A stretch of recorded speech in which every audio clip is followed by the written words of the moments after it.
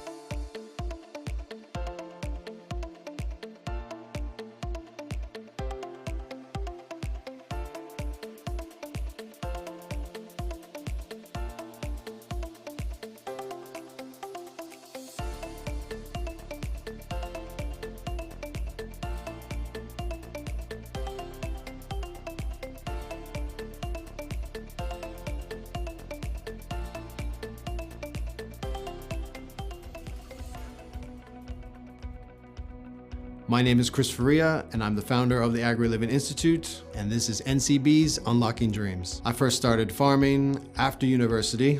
I was working at a garden center and started to get to know a local farmer locally and started to work on my days off from the garden center, eventually working full-time with them.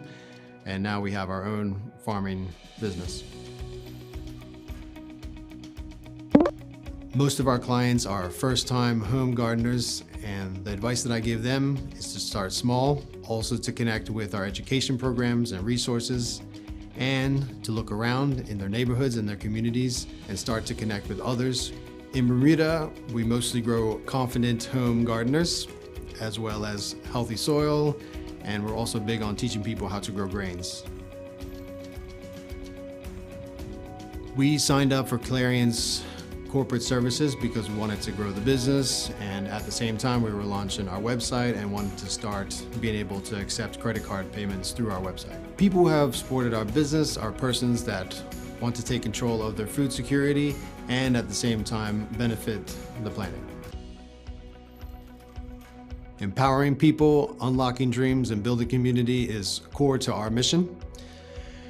In the last 2 years, we've been able to build a business that in 2022, we've educated over 600 people in how to grow their own food sustainably, and we look forward to partnering with Clarion to grow that vision even more.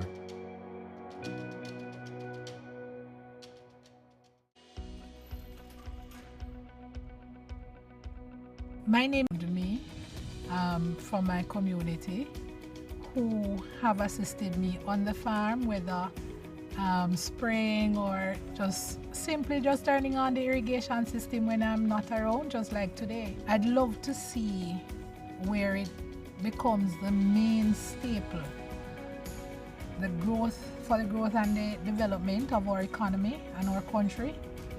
Because if we can't feed ourselves as a nation, we will be serious trouble. We will be in serious trouble. Empowering people means sharing the knowledge that I have. I'm not just a person who have looked on from what my father has done, but I'm a trained agriculturalist. I share the knowledge that I have with those persons around me. My little 6-year-old nephew, David, he's enthused by the outdoors, and he's also enthused by the chickens. He's always wanting to be on the farm, and he has recently told me that if and when I should pass and the egg farm is still there, it belongs to him. So as it relates to the farmer plan, I am hoping that when the time comes, if it should come at any time now, my family would have some financial support to take care of me, no matter how small it is. So that is basically my hope for the other aspect of the plan outside of the health insurance. It has helped me in a financial way in that it has assisted in offsetting my medical bills if I've fallen sick. Since I've fallen sick, and also as it relates to prescription drugs that would have been given to me by my doctor.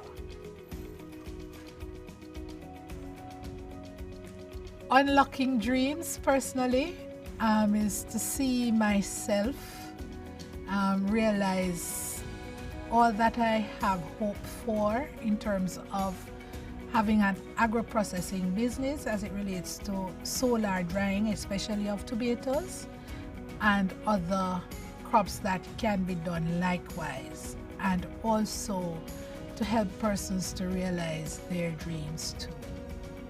So far, I'm on the path to unlocking my dreams, and I'm hopeful not in the too distant future that I will become a force to be reckoned with as a female farmer, not just in St. Elizabeth, but in Jamaica.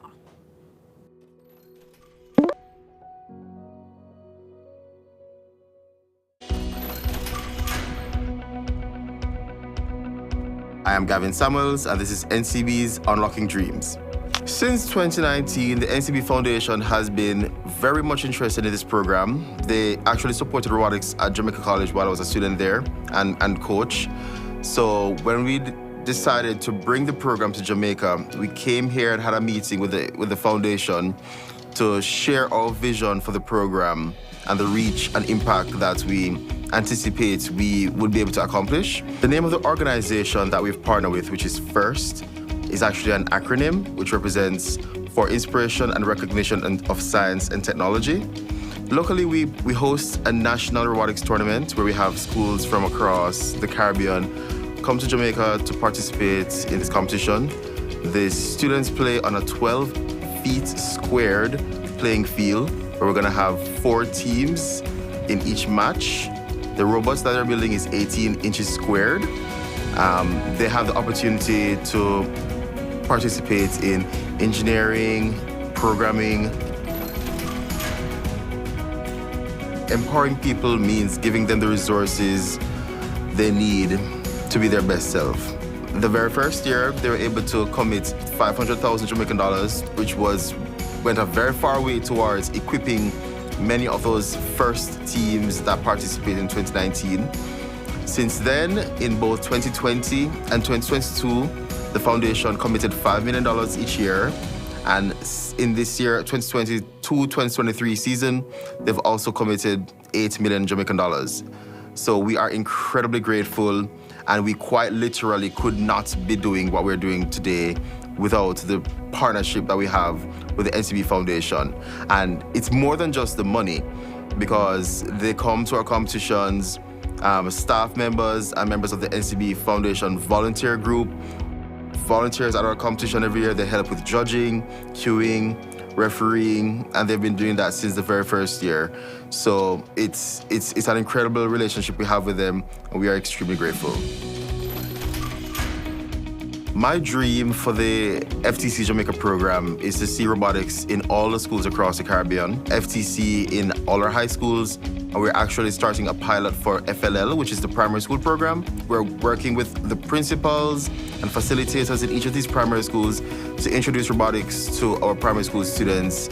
So these students will have a very strong foundation going into high schools that are gonna have FTC programs as well. For me, unlocking dreams is showing students that what they see on TV, they can be that person in the future.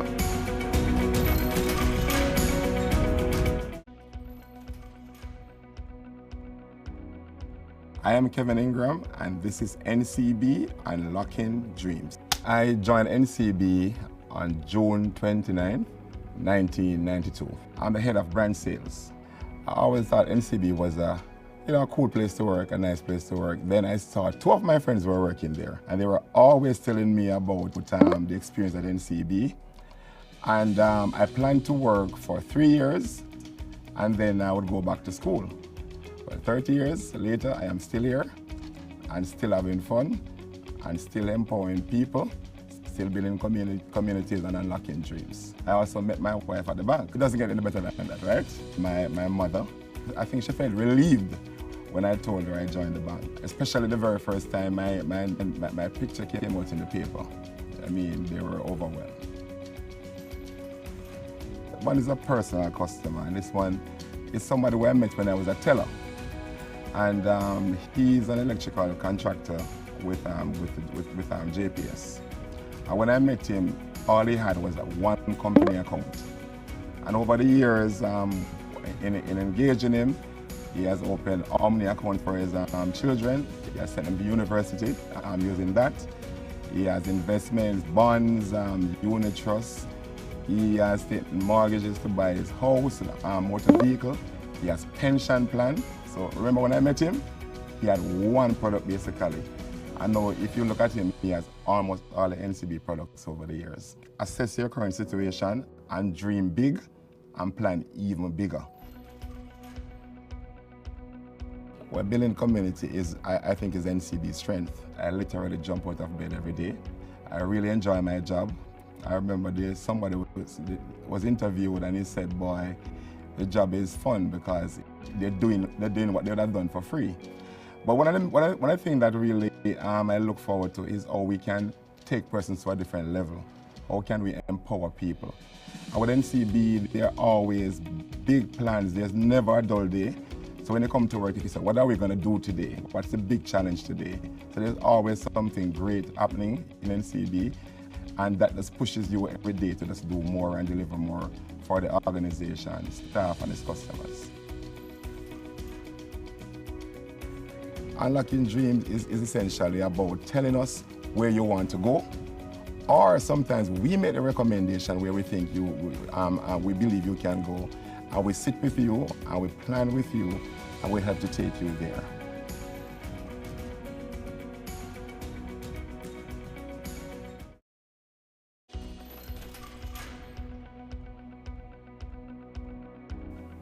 Hi, my name is Leslie Aiken.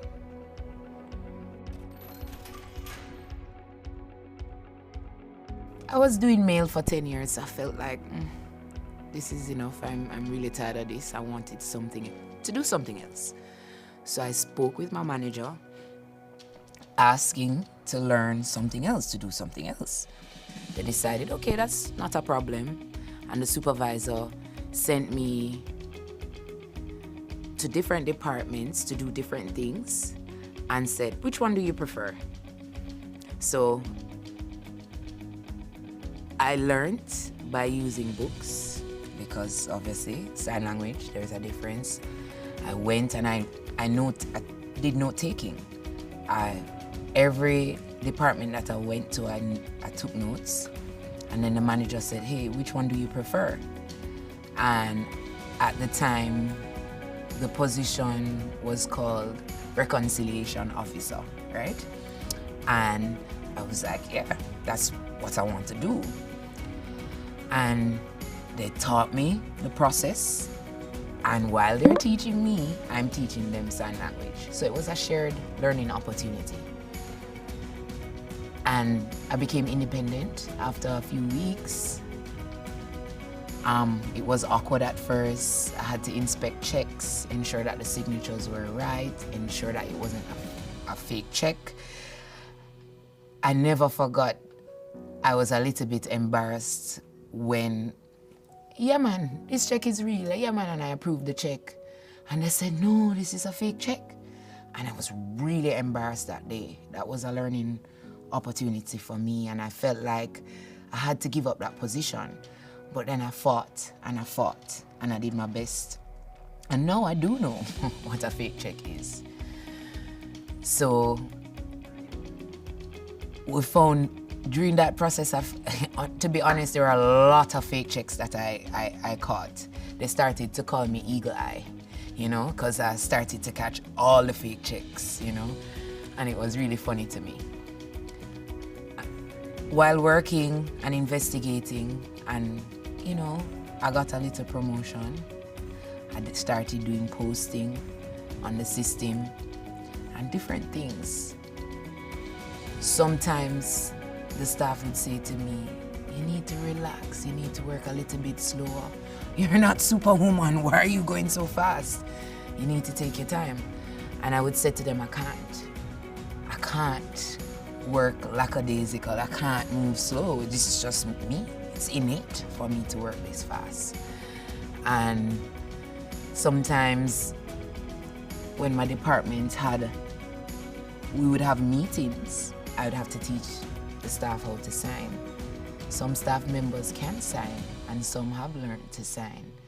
Sometimes they get a little bit frustrated, but I keep forcing them. Sometimes they say, read my lips, and I say, no. I prefer to understand completely. I don't want to misunderstand, so you have to learn how to sign.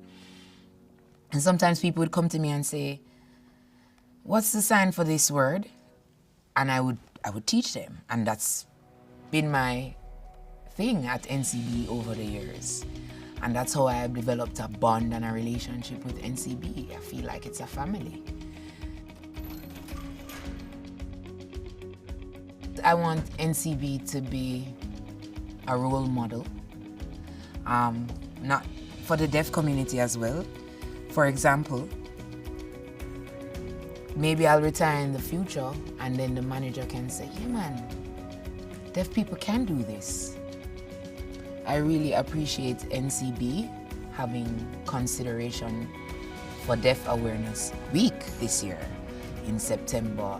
Over the years, nothing happened, but Bob, who is the CEO, invited us as the deaf staff, and now we felt like, you know, we were famous because they took pictures of us, promoted it, and they were showing that the deaf staff did good work. And we really appreciate NCB for that. And we hope, we don't want NCB to be the only bank or the only institution that hires deaf people, but we want NCB is the role model, and we hope that other banks will definitely think about employing other deaf people and trust that the deaf can do the job as well.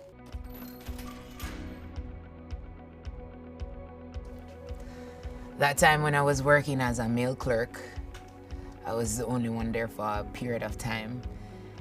And then we had other deaf persons working in NCB doing data entry. Somehow that department closed down, and the deaf staff, you know, they would have to leave. And I asked the manager at the time if they could employ those 2 deaf people who were there.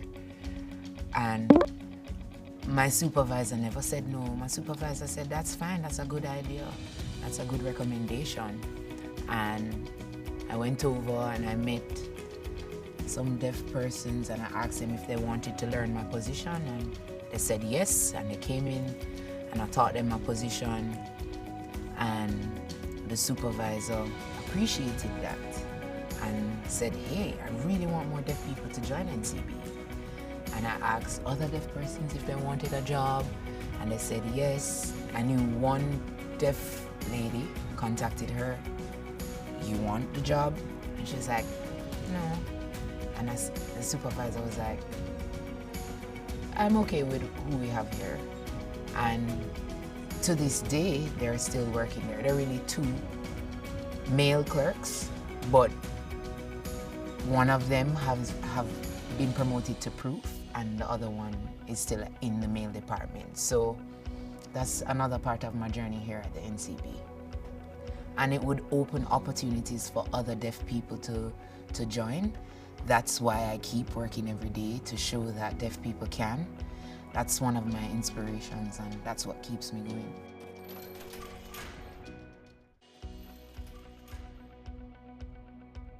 I'm Sandre Malcolm, and this is NCB Unlocking Dreams. Campus Elite, our vision is to, well, what we do right now is we operate a platform for university students. We have a couple thousand, and our aim is to, we're big on university, we're still in this campus, but we want to grow to all campuses. We want to pretty much be the platform for university students across Jamaica. And as I said, doing that scaling, or being able to manage that scaling, something like Link is going to be very pivotal to that process, because as I said, it allows us to get payments to students easy and fast. When university students leave university and go to try to get a job, the employers usually want experience, but then where would they get that experience from? They're just leaving university. So, or that's kind of what we do. We provide them with experience while they're on campus, and then so that by the time they hit corporate, boom, they're ready, and they're high capacity and able to take on whatever challenges come their way. Definitely empowering people with Campus Elite. That's really what we're about. So we're about empowering young people to believe that they can go chase their dreams, and a big part of that is giving them the tools to be able to do that, giving them the exposure, giving them the means by which they can go out into the world and do new things, you know, and create new innovations that can move us all forward.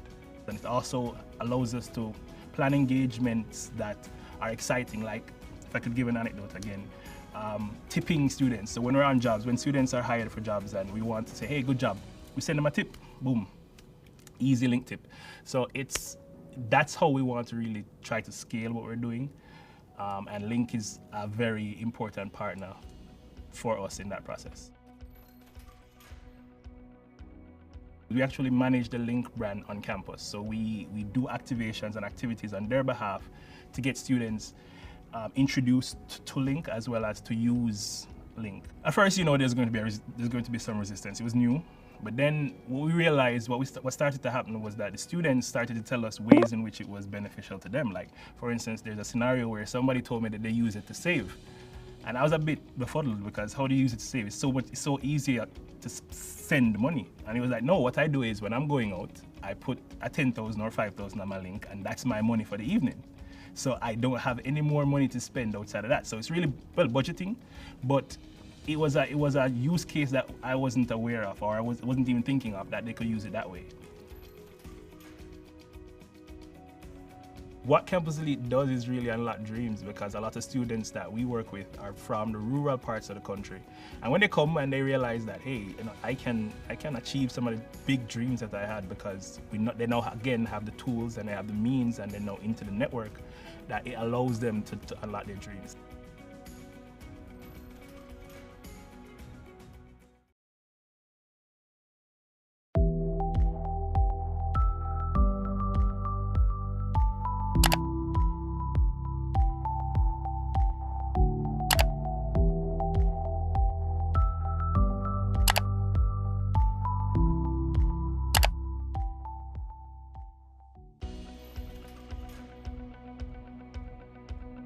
My name is Chris Faria, and I'm the founder of the Agri-living Institute, and this is NCB's Unlocking Dreams. I first started farming after university.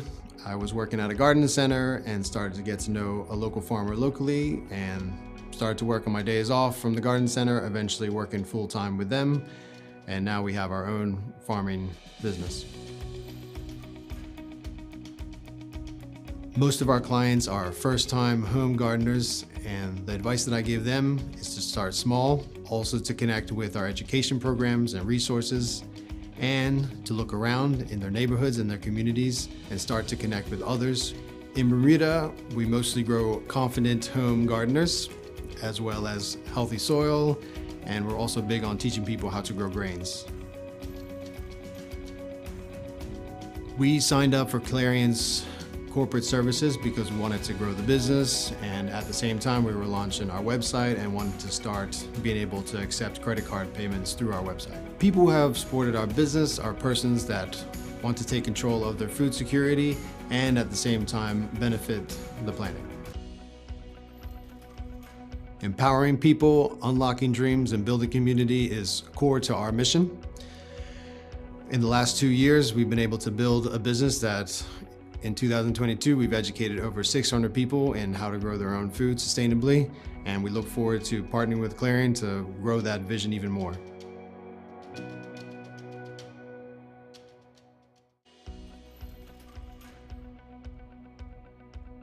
My name is Esther Lyle. This is Unlocking Dreams. I started farming officially in about 2008. I had stopped for a while and recommenced in 2019 after the death of my father. He came to me in a dream and asked me what I would have done with the lands that were left behind, and I just got into action because I'm a trained agriculturalist. My biggest cheerleader now is my mother. She's my tower of strength and she's my support. There are other persons around me from my community who have assisted me on the farm, whether spraying or just simply just turning on the irrigation system when I'm not around, just like today. I'd love to see where it becomes the main staple, for the growth and the development of our economy and our country. Because if we can't feed ourselves as a nation, we will be serious trouble. We will be in serious trouble. Empowering people means sharing the knowledge that I have. I'm not just a person who have looked on from what my father has done, but I'm a trained agriculturalist. I share the knowledge that I have with those persons around me. My little 6-year-old nephew, David, he's enthused by the outdoors and he's also enthused by the chickens. He's always wanting to be on the farm, and he has recently told me that if and when I should pass and the egg farm is still there, it belongs to him. So as it relates to the farmer plan, I am hoping that when the time comes, if it should come at any time now, my family would have some financial support to take care of me, no matter how small it is. So that is basically my hope for the other aspect of the plan outside of the health insurance. It has helped me in a financial way in that it has assisted in offsetting my medical bills if I've fallen sick. Since I've fallen sick, and also as it relates to prescription drugs that would have been given to me by my doctor.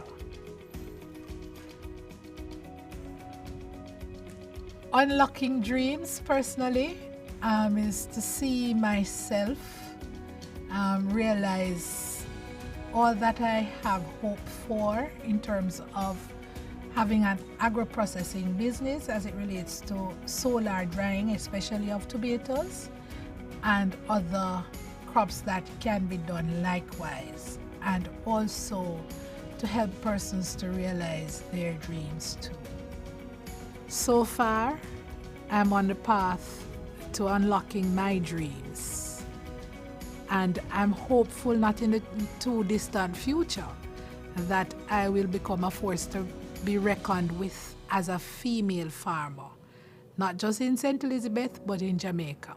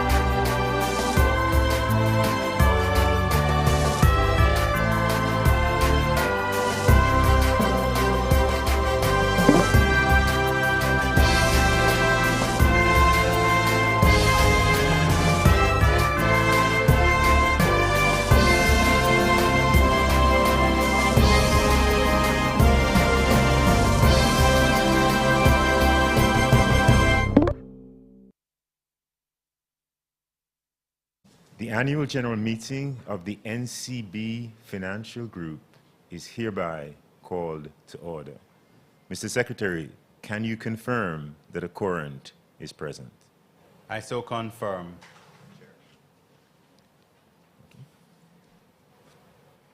Professor Wint, Lead Independent Director. This meeting and members, this meeting is being held in the same manner as last year. Directors and several members of the senior management team are participating by electronic means, and we would like to, at this point, note the apology of one of our directors, Director Thalia Lynn, who is not able to attend. The directors have agreed that the lead independent director, Professor Wint, who had called the meeting to order and who is in person, should chair the meeting. This is against the context that our chairman, the Honorable Michael Lee Chin, is traveling and for that reason is not going to be able to give his remarks in the usual manner. He certainly extends his apologies. Professor Wint? Thank you very much, Mr. Secretary. So it is really my pleasure to welcome all to our annual general meeting. We have with us here at the atrium key members of our management team, and we also have our directors online. So I'd like to welcome everyone. Our chairman, the Honorable Michael Lee Chin, may have an opportunity to be with us, and at such a point in time, we would certainly invite him to give us his normal welcome and provide us with his remarks. But in anticipation of that and moving the process forward, we're going to continue with this meeting. I would want us to recognize that during the course of the last financial year, we lost a member of our team, Len Gibson. We are also aware that several of our pensioners and shareholders would have retired, would also have passed away during the course of this time. So at this point in time, we are going to engage in a moment of silence as we recognize with remorse the passing of individuals who would have been a part of our NCB family during the course of the last financial year.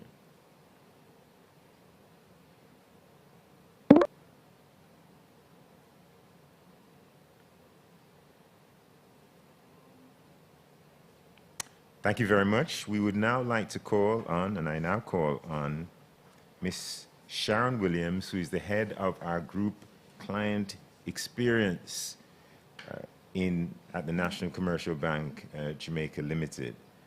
So Ms. Williams will offer a word of prayer for us. Thank you. Good morning, everyone. Let us pray. Eternal Father, what a privilege it is to be able to call upon your precious name.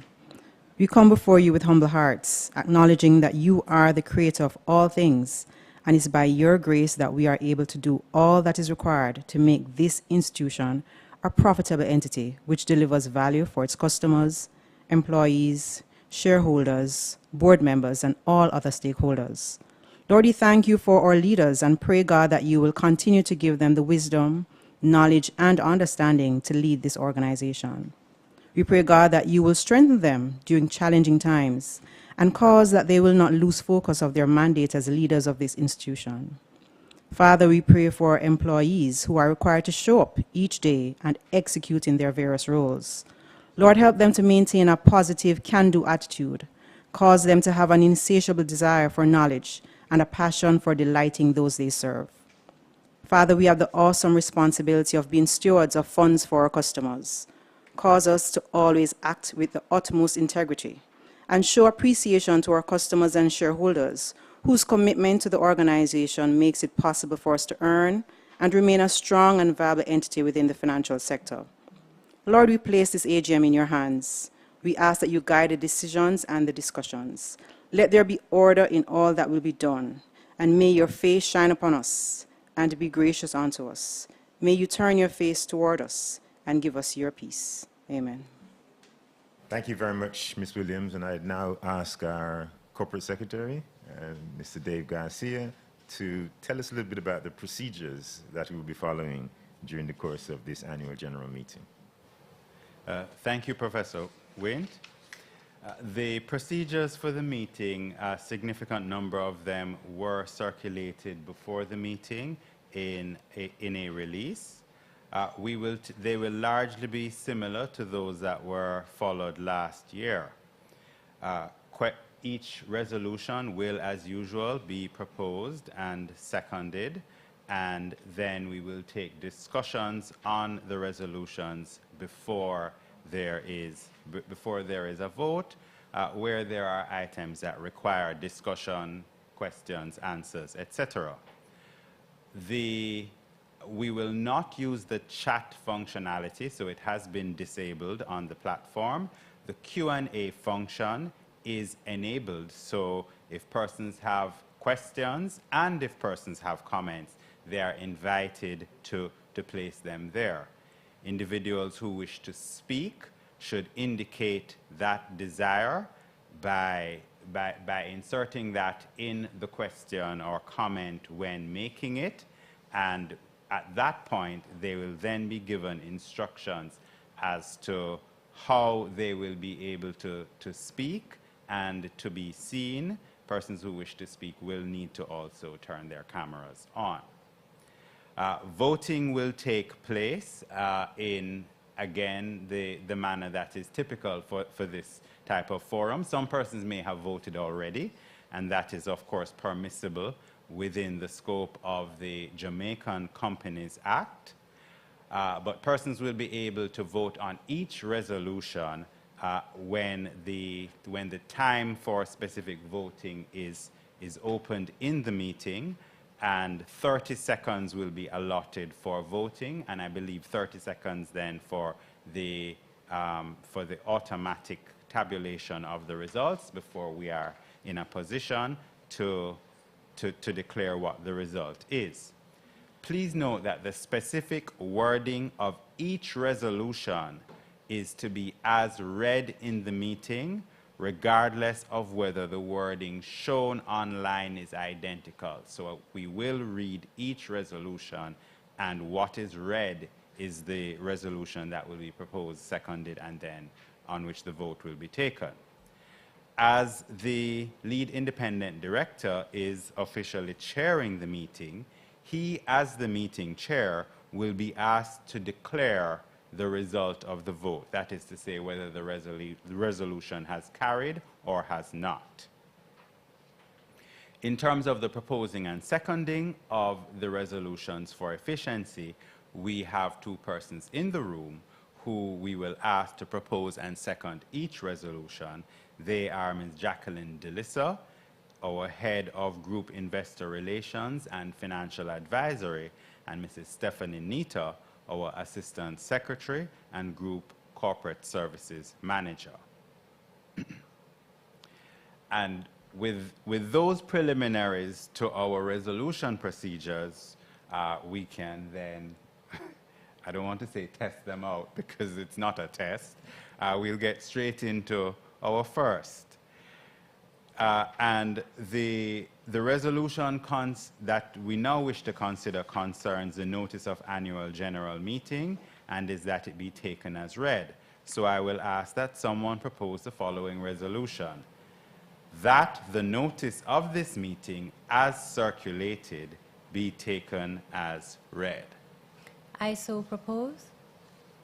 And may we have a member therefore second that resolution. Second. And we will now therefore put that resolution to the vote.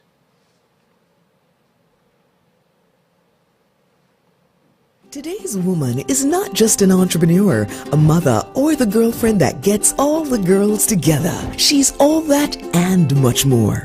We call her a queen. She's driven to live life to the max, and nothing should slow her drive down. That's why Guardian General's Queen Guard Motor Insurance was created with this woman in mind. Delivering benefits like 24-hour roadside assistance, uninsured motorist protection, windscreen coverage, replacement of personal belongings, speedy claims settlement, and so much more at affordable premiums that won't break your pocket. For more information, contact your broker or call us at 876-935-6681 or toll free 888-468-3474. NCB is here to help you prepare for every stage of life. Building your education, gaining your own independence, planning for your future, turning the key to new beginnings. You can do it all with NCB, your partner for life. Start your journey with us today.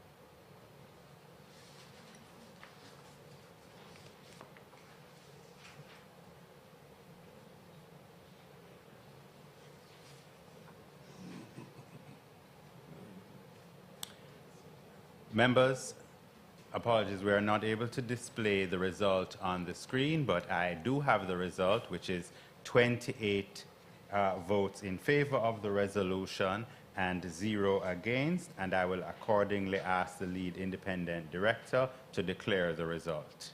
I declare the motion carried. Members, there are, we do have it displayed now. Thank you. We do have a number of proxies that have been received, and a proxy register is available for interested persons to inspect. Should they wish to do so, they should contact our registrar, JCSD. Professor Wind? Those of you who have been with us at NCB annual general meetings over the past several years will have had the opportunity to hear from two of our distinguished management team leaders, Dennis Cohen, who is Group Chief Financial Officer and Deputy Chief Executive Officer, and President and Group CEO, Mr. Patrick Hilton. And as usual, we're going to have presentations. Mr. Cohen is going to take us through the financial report for the last financial year, the year upon which we are reporting. And also, I think, Dennis, you will give us a commentary on the first quarter's results. And Dennis's presentation will be followed immediately by Honorable Patrick Hilton, who will give us an update on the organization's business performance. And so with that, Mr. Cohen, over to you, sir. Thank you, Chairman. Our lead independent director, Professor Alvin Winter. I'll just note our President and Group CEO, Mr. Patrick Hilton, directors, shareholders, participants joining us via the web streaming, representatives of the media, my fellow NCB colleagues, ladies and gentlemen, good morning and welcome to our 2022 Annual General Meeting. As was mentioned earlier, I will present a summary of our financial performance for 2022 and briefly outline the results of our first quarter, which was released yesterday. Financial year 2022 was symbolic for NCB Financial Group as our commercial bank, NCB, celebrated its 185th anniversary. Our 185th year was significant as collectively we achieved record results. However, this was set against an operating backdrop that was oftentimes volatile and complex. The group reported consolidated net profits of $39.9 billion for the year ended September. This reflected a $19.8 billion or 99% increase over the prior year. Net profits attributed to shareholders was $27.3 billion and translates to a 17.6% return on equity. NCB Financial Group continues to maintain its leadership position within the local and regional financial services sector with a stable and growing base. In executing our initiatives for the year, we continue to monitor a number of critical developments which we had to navigate. These include the lingering geopolitical risks and the implications for global inflation and economic activity. A more restrictive monetary policy stance by central banks, both locally and internationally, which has translated into several interest rate increases over the past year, impacting the valuation of financial assets and our capital, along with new insurance accounting rules, namely IFRS 17, and impending regulatory changes such as Basel III. In light of these concerns, the Board of Directors thought it prudent to continue bolstering its capital and did not declare a dividend for the year. As mentioned earlier, during the past year, the group generated record revenues and net income, as well as numerous other accomplishments across our business lines. This was driven primarily by strong revenue growth in our key business segments. Operating revenues of $149.6 billion grew by 24% or $28.5 billion, led by our insurance activities. The net revenue from insurance activities grew by $19.4 billion or 84% over the prior year. The improved performance was mainly due to actuarial reserve releases attributable to changes in investment returns and expense assumptions. This tempered the negative effect of higher claims and surrenders. Our property and casualty unit saw increases in claims expenses from non-renewal of a reinsurance portfolio, higher commissions earned on amendments to a catastrophe program, and increased reinsurance commissions on property. Throughout the year, the Bank of Jamaica increased interest rates 650 basis points to 7%, the highest interest rate seen in a decade. The tighter monetary policy stance does not usually favor banking and investment activities, in particular securities dealers. Despite this context, banking and investments made positive contributions to improved overall return. This segment grew by $9.1 billion or 9% to $107 billion. The growth reflected higher net interest and also fee and commission income driven by growth in loan and investment securities and increased credit card transactions. These gains were partially offset by lower returns on investment trading activities due to a fall-off in transaction volumes and falling bond prices as a result of rising interest rates. The 10% increase in overall operating expenses trailed top-line revenue growth. Staff costs, which accounts for roughly 47% of operating expenses, was $49 billion, grew by 10% relative to the prior year. The growth seen in technology related to expenses aligned to our digital transformation journey. Our key performance indicators were encouraging.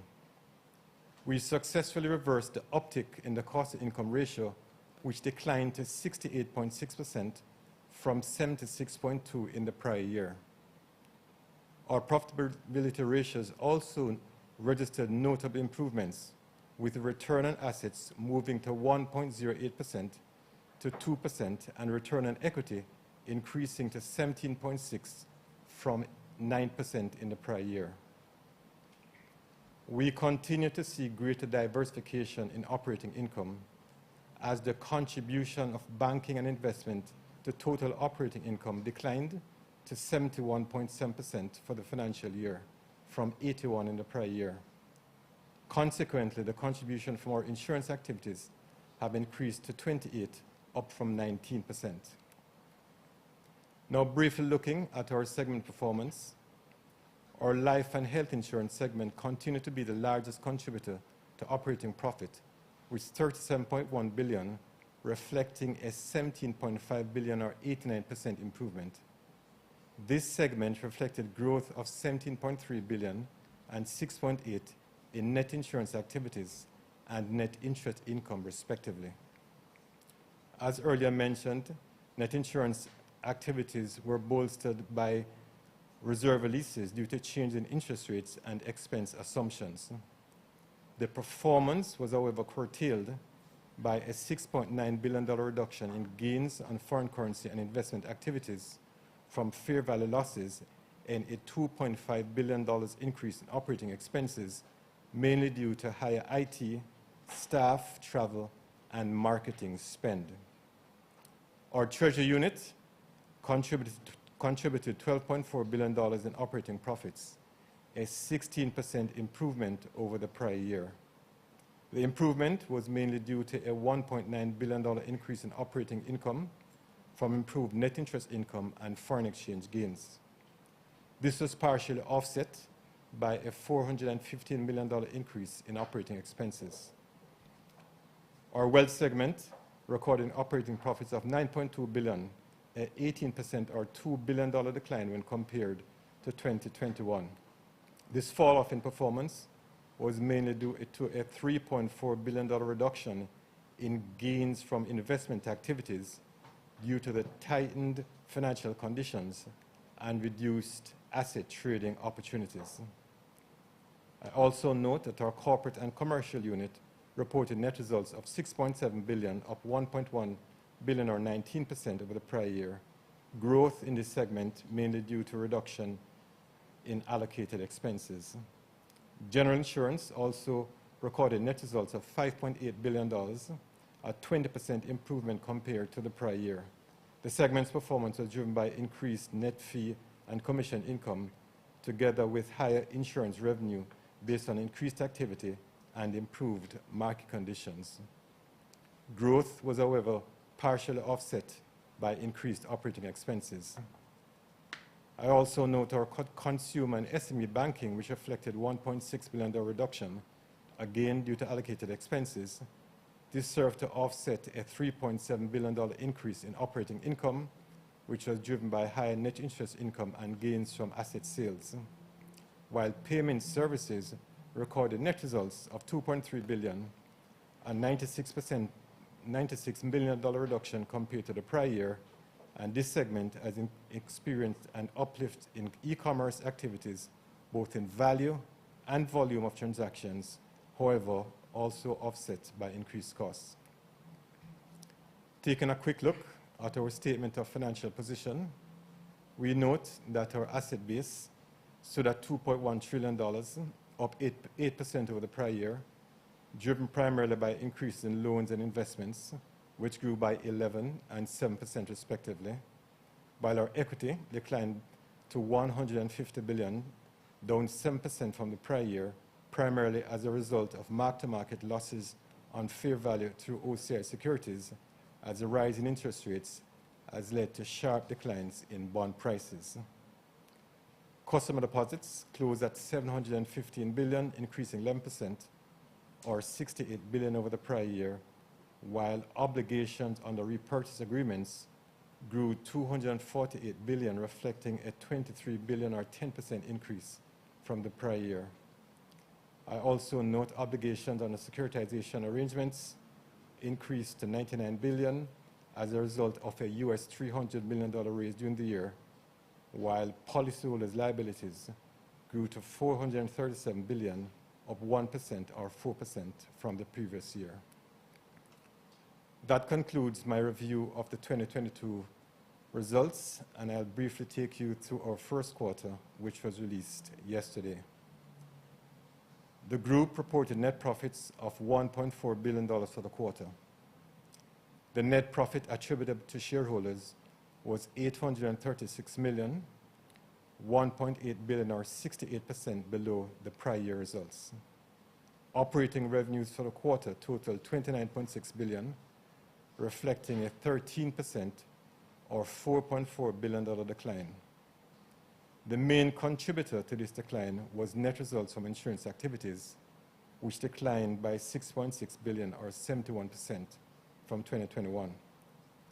Our life, health and pension segment results declined primarily as a result of a one-off actuarial adjustment of $3.5 billion in our insurance business, combined with additional reserve movements from periodic updates in key assumptions. Net results from banking and investment activities reflected an increase of $2.3 billion. This was mainly attributable to growth in our loan and investment securities portfolios, coupled with higher transaction volumes in our payment services segment, both positively impacting net interest income, fee and commission income, as well as gains on foreign currency and investment activities.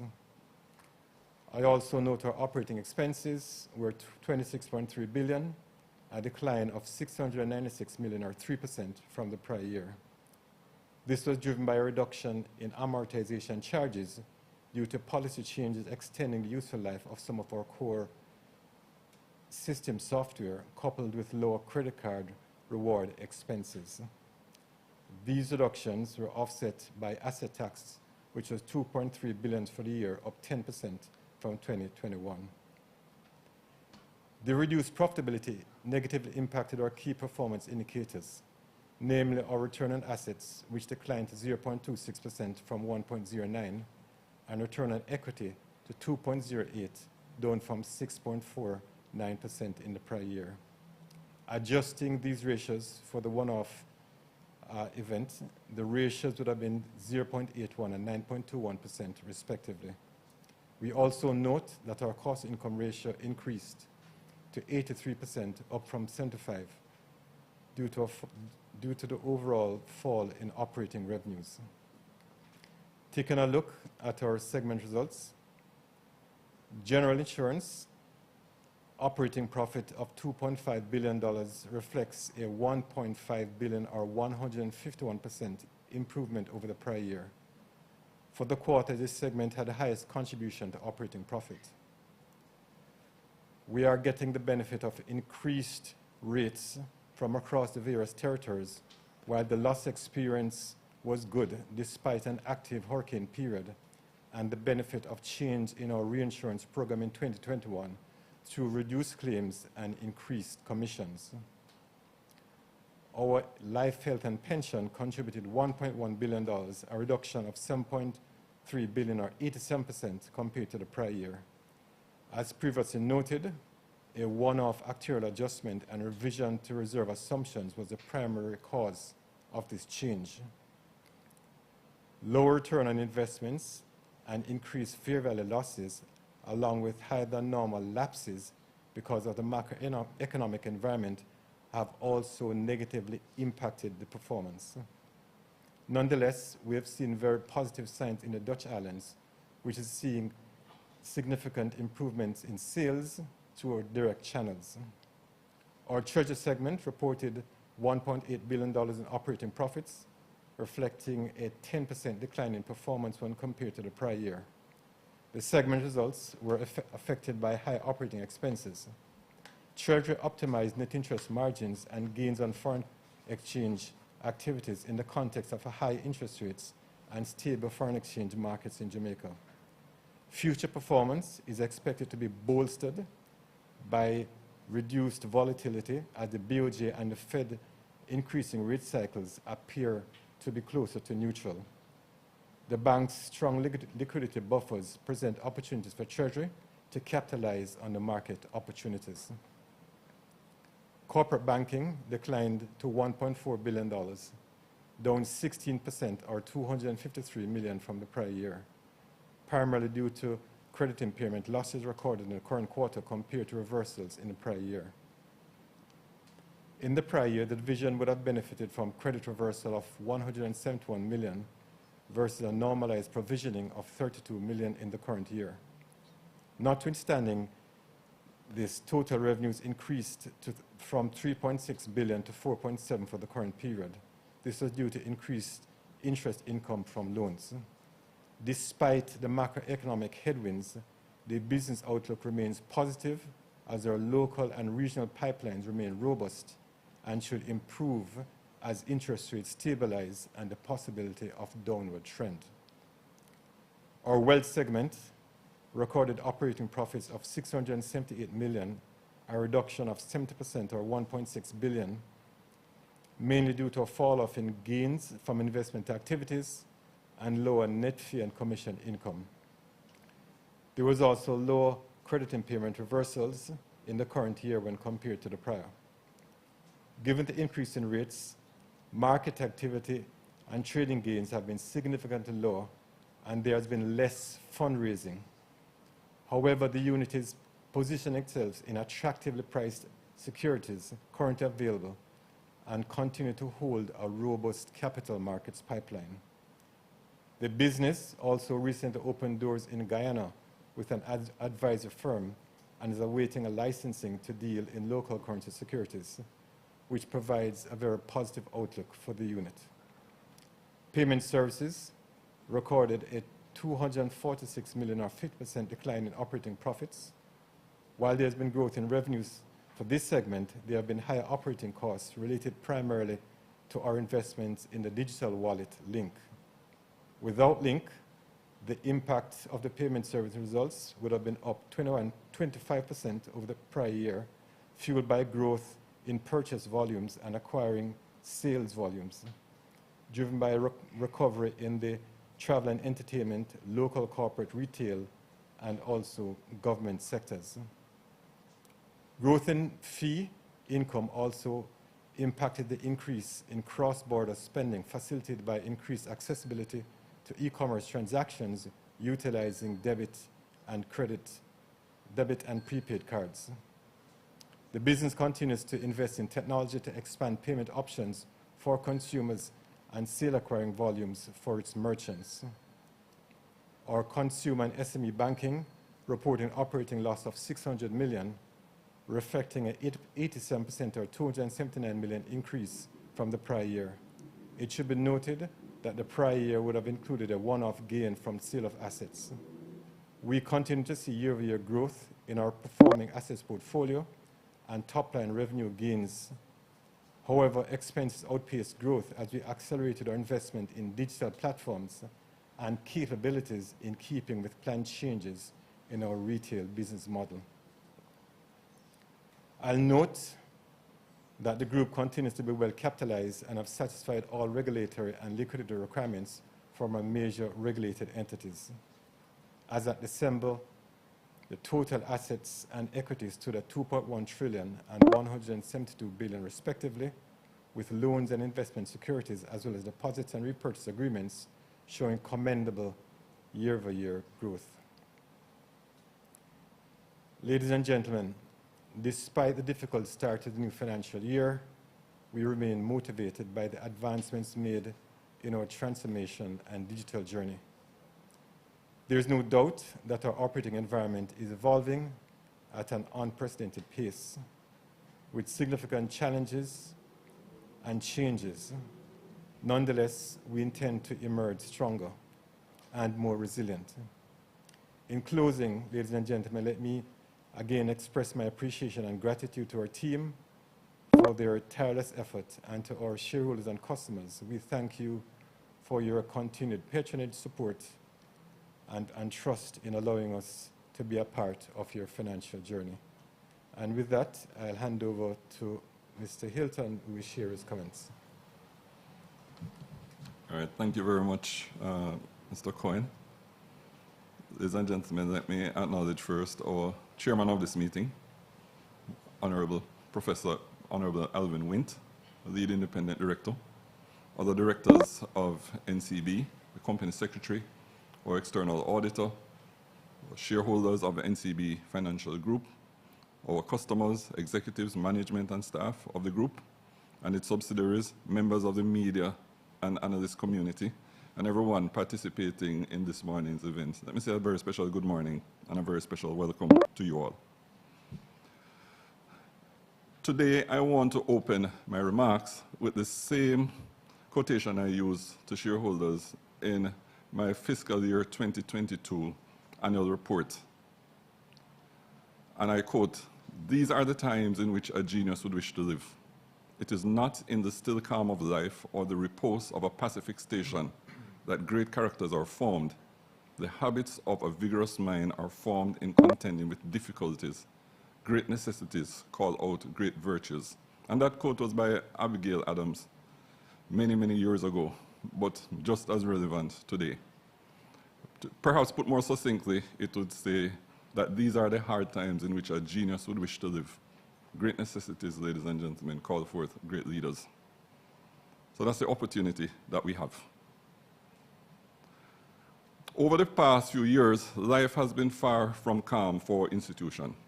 It has been far from calm for the region, it has been far from calm for the world, and for each of us individually. As I have mentioned at previous investor briefings, it is my anticipation that the level of uncertainty will remain unchanged, at least for some time. In navigating such uncertainties, we can at times feel daunted, we can at times feel overwhelmed. However, the NCB Financial Group has continued to weather and to emerge stronger after every challenge we have faced throughout our history. So in the midst of any storm or challenge, one thing we recognize is that it is important to remember our proverbial anchors. These are, 1, our values, 2, what some call our North Star or our aspiration, and 3, our purpose. The anchors of the NCB Financial Group have provided stability as we have navigated difficult times, as we have explored new opportunities and achieved historic milestones. Through this journey, we have sharpened our skills and we have strengthened our resilience. By maintaining a focus on our values, by maintaining a focus on our North Star or our aspirations and purpose, we have been able, ladies and gentlemen, to endure and triumph over all difficulties. In fact, in most instances, we have been able to translate those difficulties into opportunities. And so we will continue with the same attitude, we will continue with the same philosophy, and this is what will steer our group going forward. Please allow me to expand on how this philosophy has been evident throughout our group's history. So our values are the principles and standards that govern our behavior. I want to highlight 3 out of NCB's 7 values today. The 3 I will speak to are trustworthiness, innovation, second one, and boldness, the third one. Let me start with trustworthiness. It is perhaps the most topical today, given recent events in the financial sector. But trustworthiness, people can rely on us as a group, as an institution, as professionals working in the institution to show up with integrity and do what we say. We, ladies and gentlemen, I can assure you, we say what we mean and we mean what we say. There's no ambiguity, no difference between the two. On the matter of trustworthiness, I will take the opportunity to address what I know is top of mind for many persons, and appropriately so, and this is a matter of employee fraud in the financial sector. Trustworthiness is a cornerstone of our value system at NCB and an essential aspect of how we conduct ourselves as an organization. We understand that trust is earned, not given, and we take our commitment to integrity and to accountability very seriously. We aim to consistently demonstrate in all our interactions with all stakeholders, be it customers, partners, employees. Building trust is a continuous effort, and that we are dedicated to maintaining the highest standards of ethics and transparency in everything we do as we work to build and maintain that trust. You will forgive me if I cannot comment on ongoing investigations. What I can say, however, is that the NCB Financial Group fully endorses the Minister of Finance's stated commitment to transparency and accountability in the form of prosecuting perpetrators to the full extent of the law and strengthening the penalties for white-collar crime.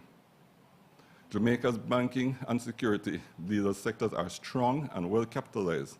The country has come a long way since the 1990s in terms of regulatory oversight, in terms of the strengthening of the risk management and compliance functions at the various financial institutions. As an industry, we have weathered several significant events. I'll name a few of them. It includes the global financial crisis of 2008-2009. It includes the 2 debt exchanges, and most recently, the economic impact of the pandemic.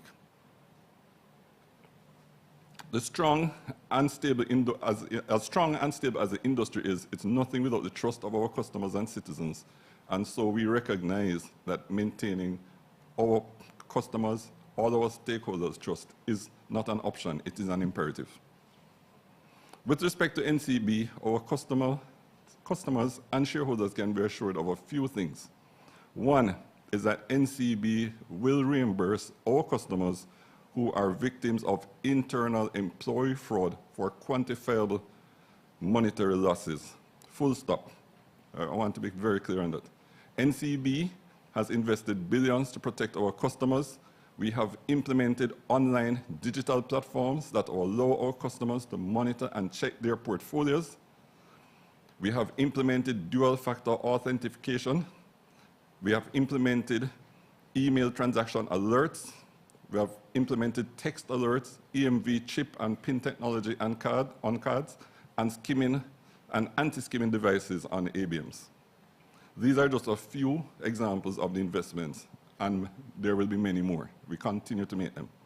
NCB has also invested heavily in customer interaction and public awareness campaigns. Our employees are subject to rigorous background and reference checks before onboarding. We have procedures for monitoring the accounts of employees, for detecting anomalies. We also have a whistleblower policy which enables our team members to report suspicious activities without retribution. They're encouraged to do so. I want to speak a little bit more to an issue which I know has received a lot of attention. NCB has a long-standing zero-tolerance stance with respect to internal employee fraud. And all cases uncovered will be, I want to repeat, will be reported to the Jamaica Constabulary Force. We will not turn a blind eye or sweep things under the rug. We will report them. That means you may hear about them in the news because of our commitment to transparency and accountability in the form of persecuting these perpetrators to the full extent of the law. This approach is not new for NCB. If we go back to the organization's decisions as related to the schemes like audit, as an example, we have a strong track record of taking steps in line with the law and in line with our values. That will not change. So many of these have not been popular and at times have resulted in negative headlines, but we will stay true to our values, ladies and gentlemen, in this regard. We believe it is important. The second value that I want to highlight is innovation. Innovation in NCB is a part of our culture, a part of our DNA. We think creatively and we pursue consistently and encourage consistently the pursuit of solutions that add value to our customers and add new dimensions to the way in which we serve them. Innovation has for long been core to NCB's DNA. We were the first to introduce credit cards here. We were the first to introduce both traditional and intelligent ABMs. We were the first to introduce point-of-sale machines to the Jamaican market. More recently, we launched the Go IPO platform, which provided the Jamaican public with wide-scale access to IPOs and the ability to invest. We have subsequently rolled out this platform to Trinidad and will continue to extend it across the region. In 2021, we launched our Link digital wallet, which also facilitates central bank digital currency transactions. Since December 2021, Link has grown to over 185,000 users and over 5,000 merchants. In Bermuda, Clarion recently took home first place in this year's Tech Awards for Mobile App of the Year. In 2022, Guardian Life introduced e-pharmacy services connecting patients and doctors with a virtual pharmacy. With the One Guardian digital platform, Guardian's customers in Trinidad and Jamaica have access to an omni-channel experience that includes quick quotes, online payments, a view of their portfolio across insurance and investment products. Our platform also includes a health e-card and an AI, that's artificial intelligence, bot that provides real-time customer support. The Smart Online Portal was also launched in 2022, allowing customers to enroll in a pension plan without visiting a physical location, further improving the customer experience. NCB has also led the market in terms of the implementation of digital solutions to combat online and credit card fraud, including, as I mentioned previously, text and email transaction alerts, EMV chip and PIN technology on cards, and anti-skimming devices on ABMs. In Guardian, the use of AI and machine learning has helped to mitigate fraud and to reduce claim costs. Each innovation has added value to the lives of our customers and has expanded financial inclusion. Today, over 15% of Jamaican citizens have credit cards, empowering them to make purchases locally and globally, and over 50% have access to international debit cards. Our bank provides the unbanked and very small businesses with easy access to affordable financial solutions. The number of equity holders in Jamaica has expanded substantially, and I want people to take note of this, since the launch of Go IPO, and we look to drive the same level of access to persons across the regions in which we are represented. Our innovation thrust will continue, so please allow me, ladies and gentlemen, to share some key innovations to look forward to before the end of Q2 of this year. NCB Pay. Similar to Apple and Samsung Pay, NCB will roll out this solution, which allows customers to use their credit cards, to link their credit cards to a wallet on their smartphone and tap and pay at NCB-enabled point-of-sales machines, both locally and globally. NCB Capital Markets Bond Portal will allow digital access to locally issued private bonds. In addition, our corporate customers will be able to view their investment portfolios, generate and print statements, generate and print tax certificates, confirmation letters, contract notes, as well as view their order history and market data via our business online banking platform. SME Quick Business Express. This is the first ever digital loan offer for NCB's SME customers. This enables customers to receive and accept offers for pre-approved loans digitally, with the funds being disbursed to the customer's bank account within minutes of acceptance. We are committed to improving the ease of access to loans for our small business customers who cannot afford today to spend time in branches applying for loans, especially where it's not necessary or required. Link will continue to enhance its platform through a simplified onboarding process, and we look forward to the launch of the Link remittance business via that platform. In iInvest, Clarion Wealth is poised to complete the process of paperless onboarding by the end of March, enabling more efficient onboarding practices as Clarion continues its pursuit of becoming one of its stated aspirations to be the digital bank of choice in Bermuda. The third value that I will highlight today is boldness. Ladies and gentlemen, we speak up we show up courageously, and we push relentlessly towards our goals and our aspirations. That's who we are. Throughout our history, we have spoken up when required, and we have spoken out. We have set many bold aspirations, some many viewed as impossible. But according to Robert Browning, and one of my favorite quotations, a man's reach should exceed his grasp, or what's a heaven for? We live by that philosophy. And so, ladies and gentlemen, this is a nice segue into the second anchor that I want to discuss, which is our North Star, our aspiration. With respect to keeping sight on our North Star, I will start by resharing our current North Star, which is to become a world-class Caribbean financial ecosystem anchored by 4 pillars. They are inspired people and culture, delighted customers, digital to the core, and strong financial performance. Our focus on this aspiration is fixed. It will not change. In 2010, we set an aspiration to become the leading financial institution in Jamaica, which at the time seemed unrealistic to the market and to many within the organization. Following that, the Jamaica Debt Exchange was announced, and our original profit forecasts, such as they were, as aspirational as they were immediately shattered. However, we made a deliberate decision, we as a team, not to deviate from the target. We worked hard to identify new growth opportunities and to become more efficient. We did more with less, and within 18 months, we achieved our aspiration of becoming the leading financial institution in Jamaica, notwithstanding the environment.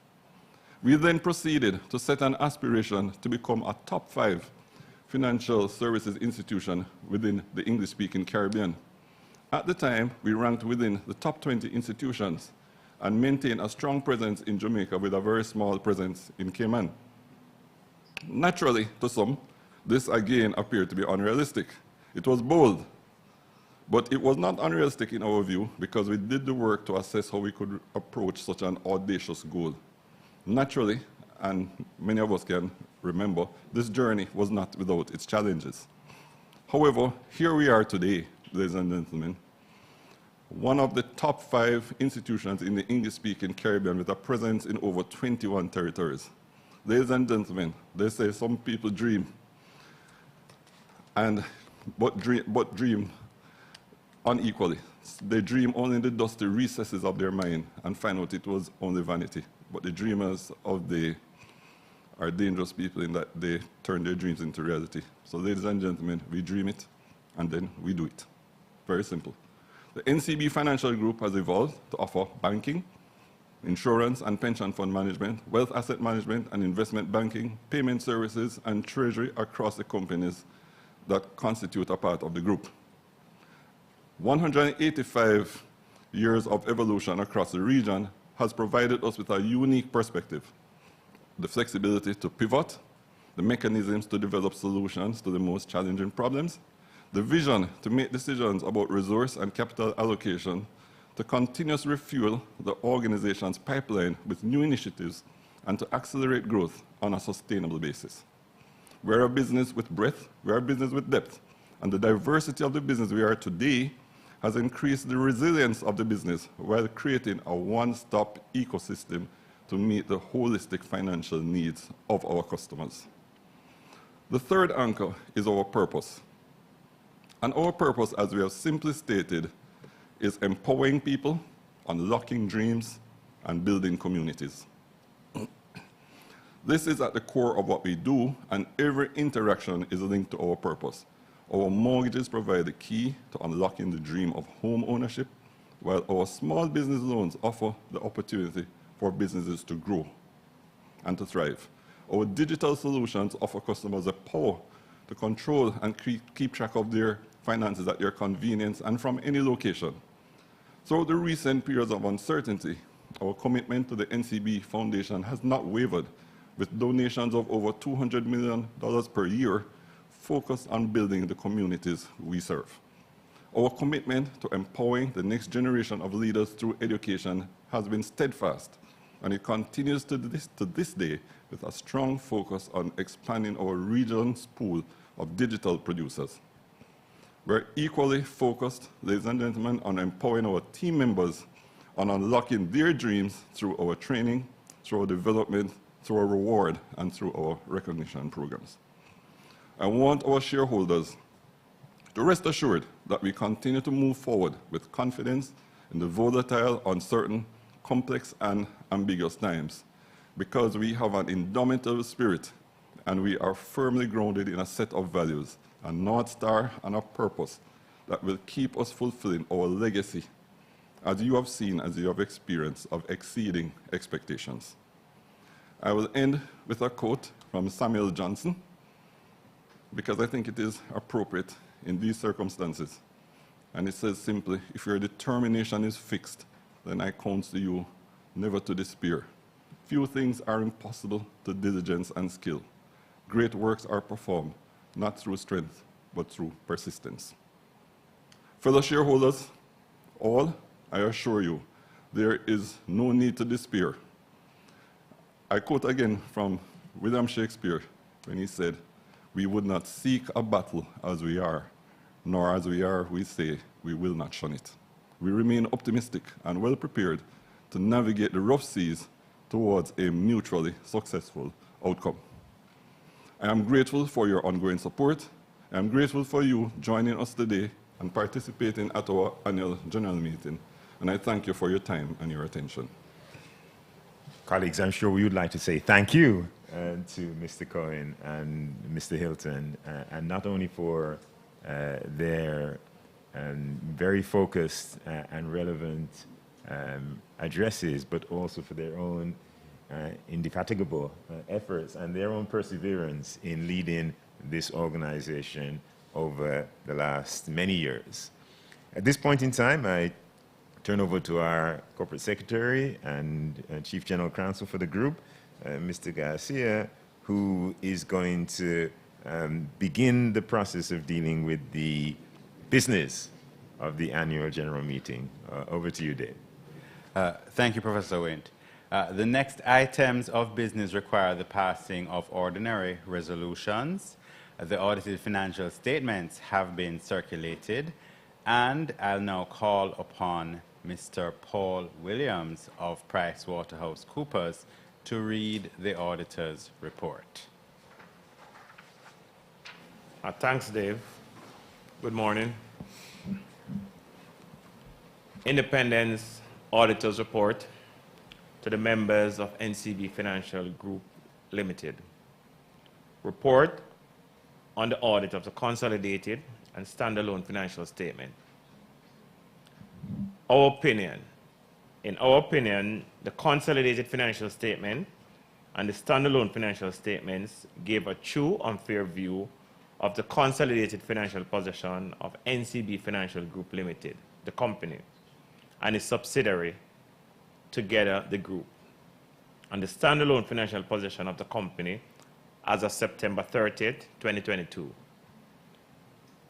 and of their consolidated and standalone financial performance and their consolidated and standalone cash flow for the year then ended in accordance with International Financial Reporting Standards, IFRS, and with the requirements of the Jamaican Companies Act. We have audited the group consolidated and standalone financial statement, comprise the consolidated statement of financial position as of September 30th, 2022, the consolidated income statement for the year then ended, the consolidated statement of comprehensive income for the year then ended, the consolidated changes in equity for the year then ended, the consolidated statement of cash flow for the year then ended, the company statement of financial position as of September 30th, 2022, the company statement of comprehensive income for the year then ended, the company statement of changes in equity for the year then ended, the company statement of cash flow for the year then ended, and the notes to the financial statement, which includes significant accounting policies and other explanatory information. Basis of opinion. We concluded our audit in accordance with International Standard on Auditing, ISAs. Our responsibilities under those standards are further described in the auditor's responsibility for the audit of the consolidated and standalone financial statement section of our report. We believe the audit evidence we have obtained is sufficient and appropriate to provide a basis for our opinion. Independence. We are independent of the group in accordance with International Code of Ethics for Professional Accountants, including International Independent Standards, issued by the International Ethics Standard Board for Accountants, i.e. SBA Code. We have fulfilled our other ethical responsibilities in accordance with the said code. Our audit approach. Audit scope. As part of designing our audit, we determine materiality and assess the risks of material misstatement in the consolidated and standalone financial statement. In particular, we consider where management makes subjective judgments, for example, in respect of significant accounting estimates that involve making assumptions and considering future events that are inherently uncertain. As in all our audit, we also assess the risks of management override of internal controls, including, among other matters, consideration of whether there is evidence of bias that represented a risk of material misstatement due to fraud. How we have tailored our audit scope. We tailor the scope of our audit in order to perform sufficient work to enable us to provide an opinion on the consolidated financial statement as a whole, taking into account the structure of the group, the accounting processes and controls, and the industries in which the group operates. We determine the scope of our audit by first considering internal organization of the group, and then identifying the components of the audit that have the most significant impact on the consolidated financial statement. The group comprised 53 reporting components, of which we selected 23, which mainly represent the principal business unit within the group and are located in Jamaica, Bermuda, Trinidad and Tobago, and the Dutch Antilles. Full scope audit were performed for 12 components, while audit of one or more financial statement line item were performed for 11 components. The audit work we performed covered 94% of the group total assets, 97% of total revenue. For in-scope business unit located in the Dutch Antilles, we use a component auditor from a non-PwC firm who are familiar with the local laws and regulation to perform this audit work. Key audit matters. Key audit matters are those matters that, in our professional judgment, were of most significant in our audit of the consolidated and standalone financial statement of the current period. These matters were assessed in the context of our audit of the consolidated and standalone financial statement as a whole, and informing our opinion thereon. We do not provide a separate opinion on these matters. We have determined that there are no key audit matters as it pertains to the standalone financial statement in our report. The first key audit matter, IFRS 9 financial instrument, probabilities of default, forward-looking information, and significant increase in credit risk for the group. See notes 2I, 21, and 22 of the financial statement for disclosures of related accounting policies, judgment, estimates, and balances. As of September 30, 2022, the group's loan and advances total $595 billion. The group investment security measure at amortized cost and fair value through other comprehensive income totaled $752 billion. The resultant impairment recorded under the expected credit loss, the ECL, impairment model amounted to $14 billion for loans and advances and $1 billion for debt securities. In aggregate, the above exposure represents 60% of the total assets as at the reporting date. In assessing impairment, IFRS 9 prescribes a forward-looking ECL impairment model, which takes into account reasonable and supportable forward-looking information, as well as probabilities of default, the PD. PDs represent the likelihood of a borrower defaulting on his obligation over the next 12 months or over the remaining lifetime of the obligation. The 12 months and lifetime PDs are determined differently for loans and investment. For investment securities, which include debt securities comprising sovereign and corporate securities, PDs are developed by reference to external data collated by Standard & Poor's, with adjustment for industry and country-specific risks where appropriate. For loans and advances, management developed PDs based on the group's specific historical default rates for each industry classification. In performing historical analysis, management identified economic variables impacting credit risk and e-sales for each portfolio. The estimation and application of forward-looking information requires a significant judgment. Stage 1 and Stage 2 credit loss allowances are modeled based on macro variables or changes in macro variables which most closely correlate with credit losses in the relevant portfolio. Each macro scenario using the e-sale calculation incorporates forecasts of the relevant macro variables. In the event of a significant increase in credit risk, SICR, an allowance or provision is required for e-sale, resulting from all possible defaults over the expected life of the financial instrument, the lifetime e-sale.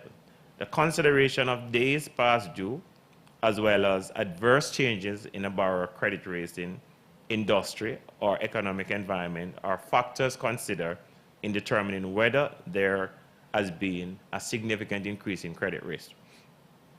The estimation of e-sale in Stage 1 and Stage 2 is a discounted probability weighting estimate that considers a minimum of 3 future economic scenarios.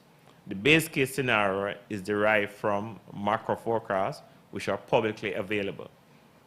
Upside and downside scenarios are set relative to the base case scenario, adjusted for reasonableness, possible alternative macro condition. We focus on this area due to the complexity of the techniques used to determine the PDs and the number of significant judgments made by management regarding significant increase in credit risk on possible future economic scenarios as it pertains to debt security and loan and advances. Our approach in addressing the matter with the assistance of our valuation specialists involved the following procedures, among others. We update an understanding of management e-sale model, including any changes to source data and assumptions. We tested completeness of loan and advances and debt securities to determine whether all items were included in the e-sale model by agreeing the model to detail loan and securities listing. We also evaluated the reasonableness of management judgment pertaining to PDs, significant increase in credit risk, and forward-looking information, including macroeconomic factors impacting the weighting of the scenarios as follows. For debt securities, the PDs, we tested critical data fields using the e-sale model, such as the maturity date, amortized costs, and accrued interest, credit rating, and interest rate by tracing data back to relevant source document. We also agree the credit ratings and historical default rate used to calculate the PDs on a sample basis to external sources such as external rating agencies. With respect to significant increase in credit risk, we tested on a sample basis the accuracy of the initial credit risk and the credit risk at the reporting date using rating agencies' definition of investment grade and evaluate the appropriateness of the group classification of debt security as Stage 2. We also perform an independent qualitative assessment for a sample of borrowers to determine if there was any adverse public information affecting the criteria used to perform the staging. For loan and advances, for the PDs, we tested critical data fields used in the e-sale model for the PDs determination, such as default rate, effective interest rate, write-back data, and loan type by tracing data back to source document. We also reperform the calculation of days past due, a key data input into the PD's parameters in the group banking system on a sample basis. For significant increase in credit risk, we also evaluate in the staging of the loan and advances and compare our result to those identified and classified by management. Forward-looking information, debt securities, and loan and advances. We also assess the reasonableness of the group methodology for determining economic scenarios, considering industries and component-specific facts and circumstances within each of the jurisdictions that the group operates.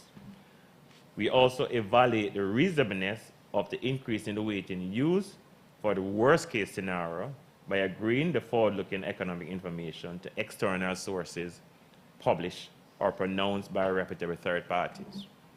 We also sensitize the probability weighting using the ECL calculation. The result of our procedures indicate that the assumptions used by management for determining the probability of default, significant increase in credit risk, and forward-looking information were not unreasonable. The second key audit matter, methodologies and assumption used for determining insurance contract liabilities for life and health insurance and annuity contracts for the group. See Note 2 and 39 to the financial statement for disclosure of related accounting policies, judgment, estimates, and balances. As of September 30, 2022, reserve for life and health insurance and annuity contract accounted for $385 billion, or 20% of the total liabilities of the group. Economic assumptions, such as investment return, associated discount rate, on borrowing rates, policy expenses, and assumptions such as mortality and persistency are key input used to estimate these long-term liabilities. Management use internal and external actuarial experts to assist in determining these assumptions and in valuing these actuarial liabilities. We focus on this area because the valuation of the provision for the settlement of future claims involve complex and subjective judgment about future events, both internal and external to the business, for which small changes in assumption may significantly impact the valuation of these liabilities. Our approach to this key audit matter involved, with the assistance of our actuarial specialists, involved the following procedures among others. We tested the completeness, accuracy, and reliability of the underlying data utilized by management to support the actuarial valuation. We also tested on a sample basis of contracts to assess whether contract features and demographic data corresponding to the data file used by management actuarial expert. We also evaluated the methodologies and assumptions utilized by management actuarial expert, considering industry and component specific factors and circumstances. We also tested key inputs and assumptions, including investment return, associated discount rate and borrowing rates, policy expense, and mortality and persistency by reference to the entity experience and relevant public information. The results of our procedure indicated that the assumption used by management for determining the insurance contract liabilities for life and health insurance and annuity contract were not unreasonable, and that the methodologies used were actually established, accepted, and appropriate in the circumstances. The third key audit matter, goodwill impairment for the group. See Note 2.0I and 28 of the financial statement for disclosures of the related accounting policies, judgment, estimates, and balances.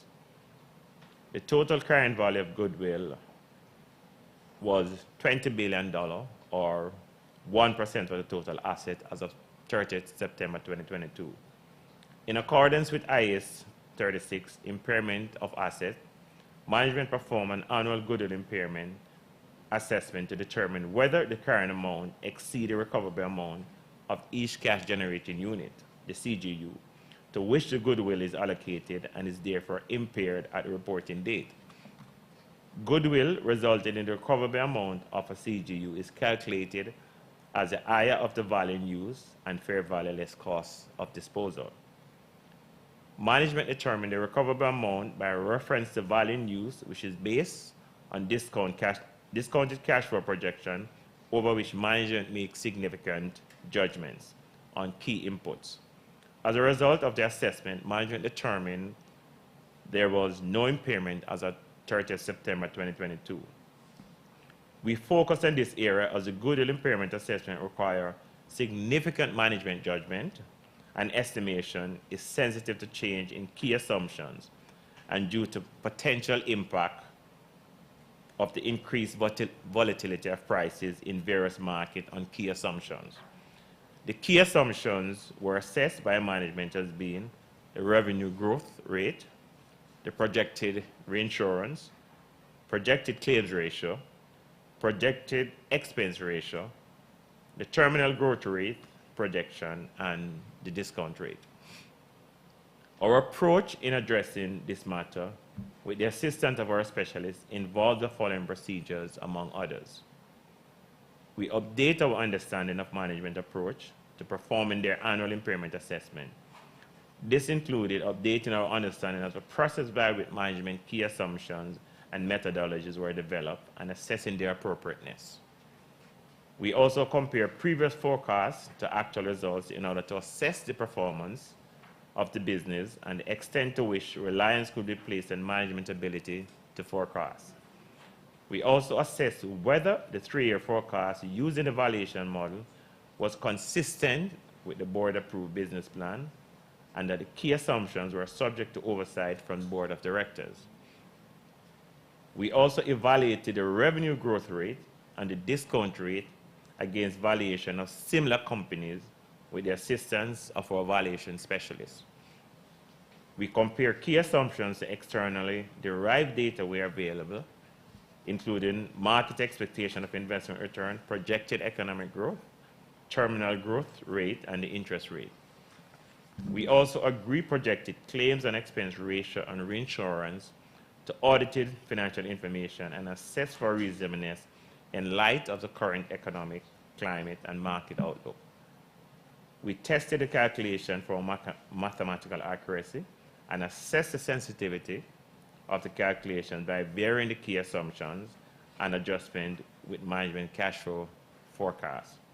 The result of our procedure indicate management's determination that the goodwill was not impaired at the reporting date was not unreasonable. The final key audit matter, valuation of corporate debt and government securities classified as fair value through profit and loss, fair value through other comprehensive income, and pledged assets for the group. See Note 3A, 23, and 50 to the financial statement for disclosure of related accounting policies, judgment, estimates, and balances. As of September 30, 2022, unquoted corporate debts and government securities classified as investment at fair value through the P&L, fair value through other comprehensive income, and pledged asset together accounted for $45 billion, or 2% of the group total asset. These securities are classified and disclosed as level 3 within the fair value hierarchy, as one or more of the significant input is not based on observable market data. For quoted corporate debt and government securities, management used valuation techniques which utilize application of a market yield curve adjusted by a risk premium to discount the contractual cash flow to the instrument.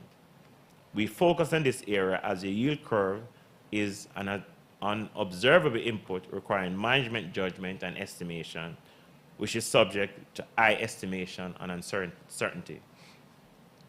Our approach to addressing this matter with the assistance of our valuation expert involve the following procedures, among others. We update our understanding of management approach to performing the fair value assessment. This includes updating our understanding of the process by which management key assumptions and methodologies were developed and assessing their appropriateness. We also tested the source data input used in the valuation model by performing confirmation procedures on a sample basis and agreed to the issuance date, maturity date, coupon rate, and risk premium at issuance to source documentation.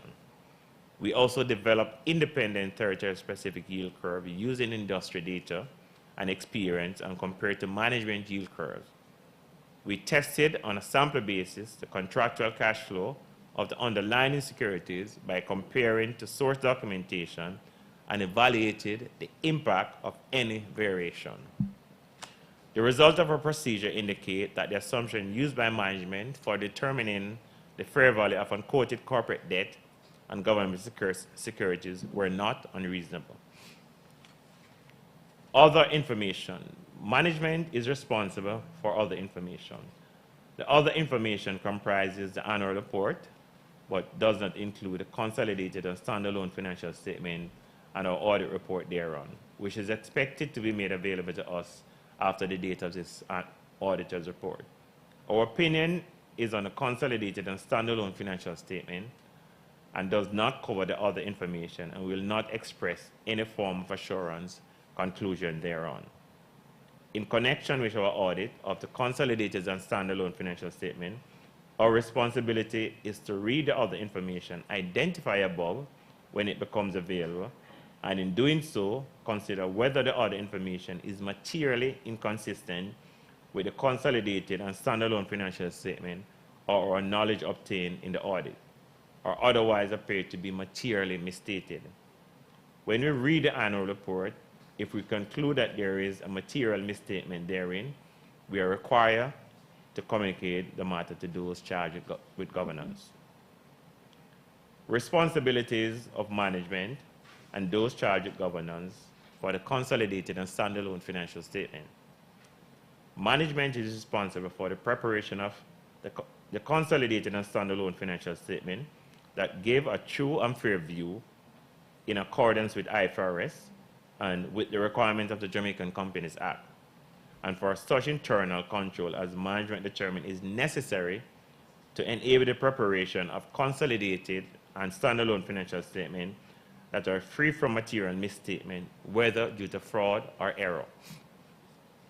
In preparing the consolidated and standalone financial statement, management is responsible for assessing the group's and the company ability to continue as a going concern, disclosing as applicable matters relating to going concern, and using the going concern basis of accounting unless management either intends to liquidate the group or the company or to cease operation or has no realistic alternative but to do so. Those charged with governance are responsible for overseeing the group and the company's financial reporting process.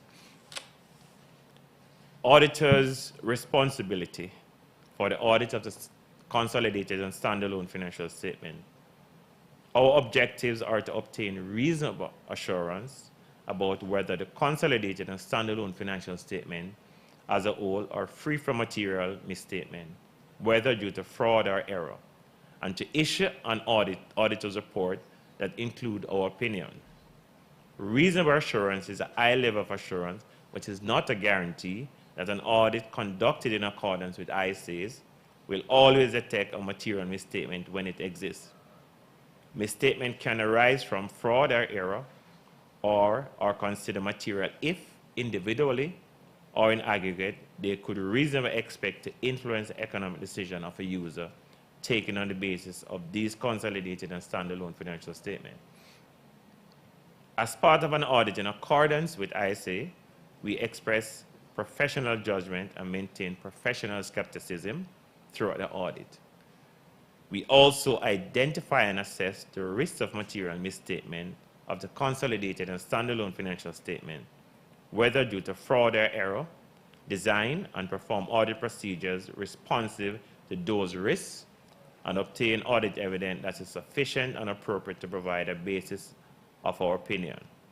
The risk of not detecting a material misstatement resulting from fraud is higher than one resulting from error, as fraud may involve collusion, forgery, intentional omission, misrepresentation, or the override of internal controls. We obtain an understanding of the internal control relevant to the audit in order to design audit procedures that are appropriate in the circumstances, but not for the purpose of expressing an opinion on the effectiveness of the group or the company internal controls. We evaluate the appropriateness of accounting policies used and the reasonableness of accounting estimates and related disclosures made by management. We conclude on the appropriateness of management use of the going concern basis of accounting, and based on the audit evidence obtained, whether a material uncertainty exists related to event or condition that may cast significant doubt on the group's or the company ability to consider it as a going concern. If we conclude that a material uncertainty exists, we are required to draw attention in our audit report to the related disclosures in a consolidated and standalone financial statement, or in such disclosure are inadequate, to modify our opinion. Our conclusions are based on the audit evidence obtained to the date of our audit report. However, future events or conditions may cause the group or the company to cease to continue as a going concern. We also evaluate the overall presentation, structure, and content of the consolidated and standalone financial statement, including the disclosure, and whether the consolidated and standalone financial statement represent the underlying transaction and event in a manner that achieves fair presentation. We also obtain sufficient audit evidence regarding the financial information of the entities or the business activities within the group to express an opinion on the consolidated financial statement. We are responsible for the direction, supervision, and performance of the group audit. We remain solely responsible for our audit opinion. We communicate to those charged with governance regarding other matters, the plan approach, the timing of the audit, and significant audit findings, including any significant deficiencies in internal control that we identify during the audit. We also provide those charged with governance with a statement that we comply with all relevant ethical requirements regarding independence, and to communicate with them all relationship and other matters that may reasonably be thought to bear on our independence, and where applicable, action taken to eliminate threat or safeguard apply. From the matters communicated with those charged with governance, we determined those matters that were of most significance in our audit of the consolidated and standalone financial statement of the current period and are therefore the key audit matters. We describe these matters in our audit report unless laws or regulation precludes public disclosure from the matters, or where in extreme rare circumstances we determine that a matter should not be communicated to our report because the adverse consequences of doing so would reasonably be expected to outweigh the public interest, benefit, and communication. Report on other legal and regulatory requirements. As required by the Jamaican Companies Act, we obtain all information and explanation which, to the best of our knowledge and belief, were necessary for the purpose of our audit. In our opinion, proper accounting records have been kept so far as appear from our examination of those records, and the company consolidated and standalone financial statement are in agreement therewith and give the information required by the Jamaican Companies Act in a manner so required. The engagement partner on the audit resulted in this independent auditor's report is Paul Williams, signed PricewaterhouseCoopers, Chartered Accountants, November 30, 2022, Kingston, Jamaica.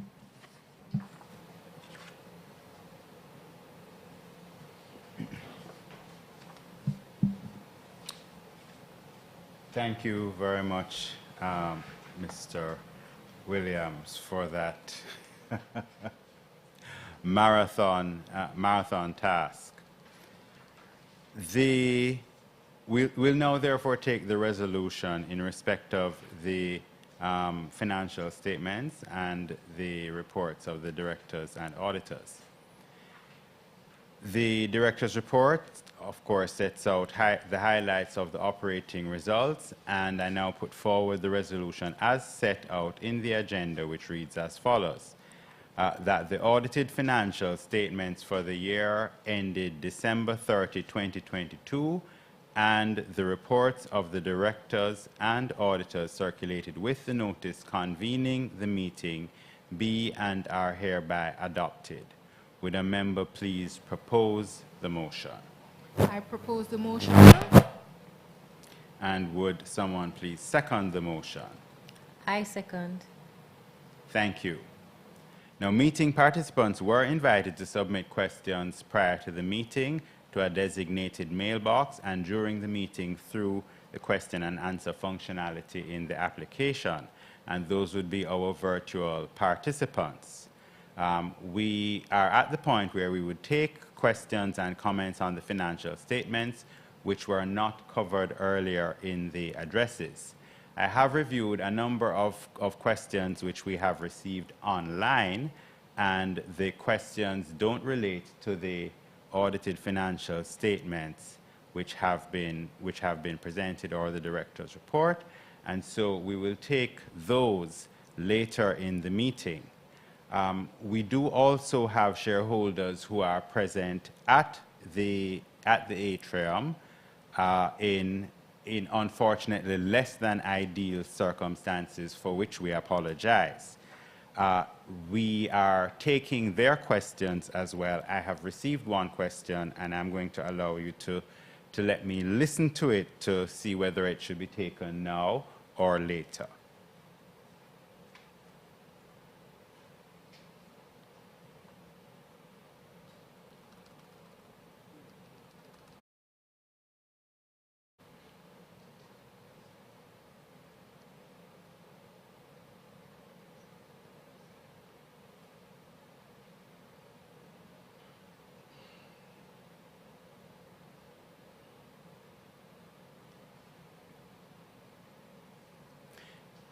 Thank you. I've listened to the question, and it doesn't relate to the audited financial statements. It is a question which we will take later in the meeting. That being the case, we will therefore ask that the vote on the resolution be taken, and the voting procedure would be as earlier indicated and follows. So, and as earlier indicated, and so we will ask persons online to vote using the Vote Now button. Persons who are physically at the atrium, your votes will be counted by someone in the room, and then we will collate the two so that the numbers can be presented and the result declared.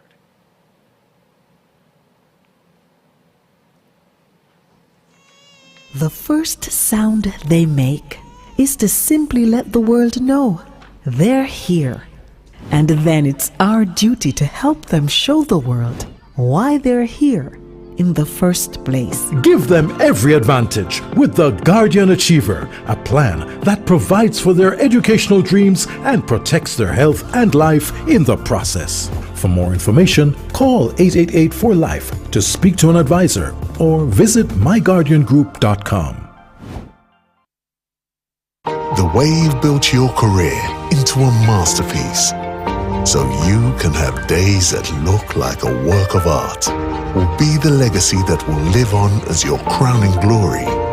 Now let us help put the finishing touches on your brilliance with Clarion's vast experience, deep expertise and digital tools, all focused to give you what you deserve, the finest things in life. NCB is here to help you prepare for every stage of life. Building your education, gaining your own independence, planning for your future, turning the key to new beginnings. You can do it all with NCB, your partner for life. Start your journey with us today.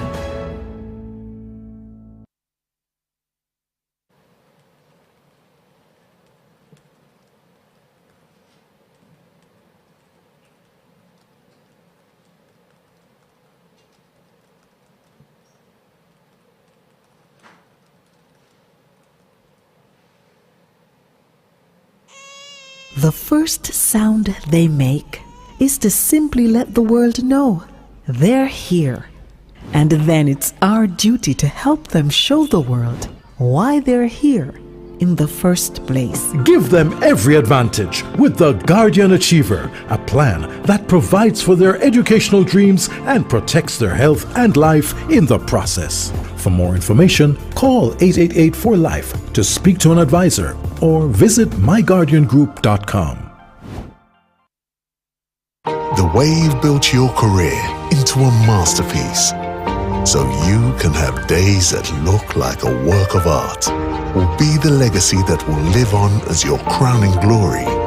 Now let us help put the finishing touches on your brilliance with Clarion's vast experience, deep expertise, and digital tools, all focused to give you what you deserve, the finest things in life. NCB is here to help you prepare for every stage of life. Building your education, gaining your own independence, planning for your future, turning the key to new beginnings. You can do it all with NCB, your partner for life. Start your journey with us today.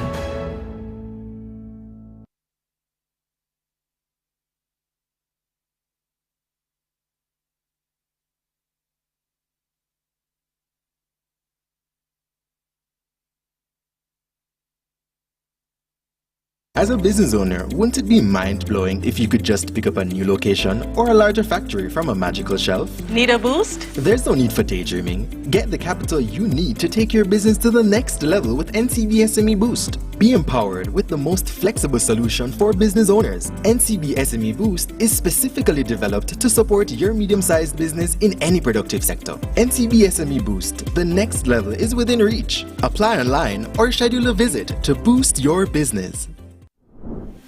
In 2019, we gave you Go IPO, the region's first digital IPO application platform, revolutionizing the local equities market.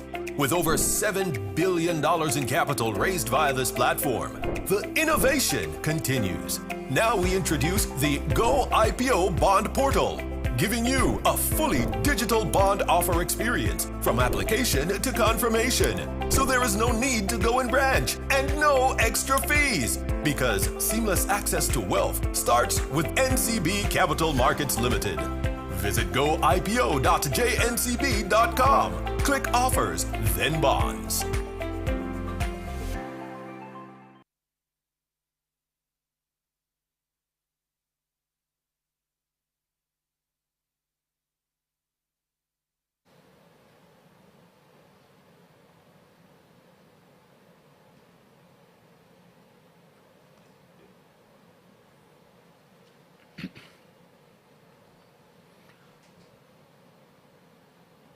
We have the results available, and they're indicating that in total, for the persons who have voted, these are all the numbers for persons who have voted online. It doesn't include the persons present in the room, present here at the atrium. So those voting for among the persons online would be 76, and 10 among the persons who have voted at the atrium. And voting against, we have 1 from the persons voting online and 1 from the persons at the atrium. I declare the motion carried. Thank you, Professor Wind. If we may move on to the next item, Article 94 of the company's Articles of Incorporation provides that 1/3 of the board, other than the managing director, that is our president and group chief executive officer, and the deputy managing director, that is our group chief financial officer and deputy CEO, or if the number of members of the board is not 3 or a multiple of 3, then the number nearest to 1/3 shall retire from office at each annual general meeting. The directors retiring under this article are Mrs. Thalia Lynn and the Honorable Michael Lee Chin, who, being eligible, offer themselves for re-election. I now ask for a proposal of the following resolution: that Director Mrs. Thalia Lynn, retiring pursuant to Article 94 of the Articles of Incorporation, be and is hereby re-elected. Would a member please propose that resolution? I propose the resolution. And may we have a member second that motion? I second the motion. We will now ask for the votes to be taken using the same procedure.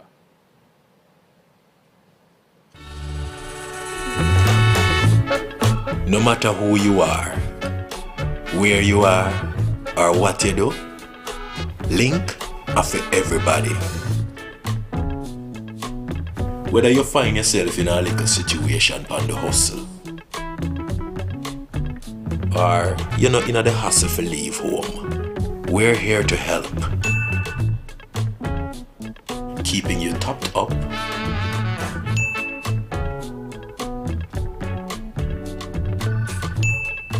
putting the solution in your hands, and giving you the joy of choice and convenience, especially when it comes to getting back what's owed.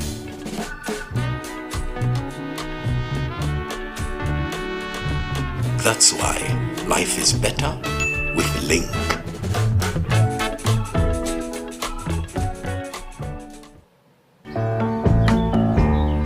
I can see clearly now the rain is At Guardian Group, we've seen so many of our customers achieve great things. From key moments when together we've planned for the future to those unforgettable days when you've celebrated the rewards of those great decisions. So, it's no surprise that after 175 years, our optimism is stronger than ever. Because when you've partnered with people to achieve their best lives as long as we have, you tend to see the world a little brighter every day. Guardian Group. Live easy. The way you've built your career into a masterpiece, so you can have days that look like a work of art, will be the legacy that will live on as your crowning glory. Now let us help put the finishing touches on your brilliance with Clarion's vast experience, deep expertise, and digital tools, all focused to give you what you deserve. The finest things in life. NCB is here to help you prepare for every stage of life. Building your education, gaining your own independence, planning for your future, turning the key to new beginnings. You can do it all with NCB, your partner for life. Start your journey with us today. The first sound they make is to simply let the world know they're here. And then it's our duty to help them show the world why they're here in the first place. Give them every advantage with the Guardian Achiever, a plan that provides for their educational dreams and protects their health and life in the process. For more information, call 888-4LIFE to speak to an advisor or visit myguardiangroup.com.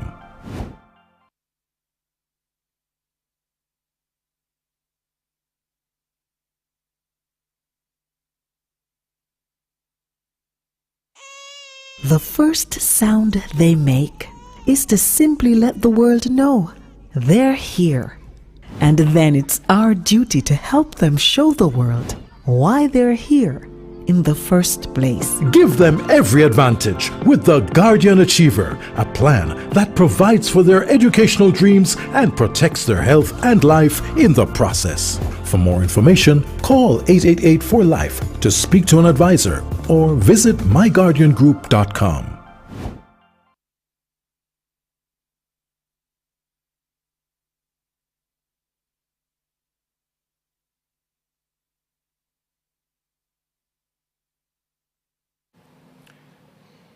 We have the results.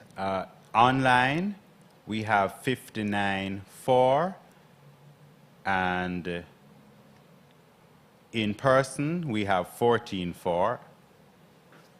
Online, we have 2 against. In person, we have 0 against. I declare the motion carried.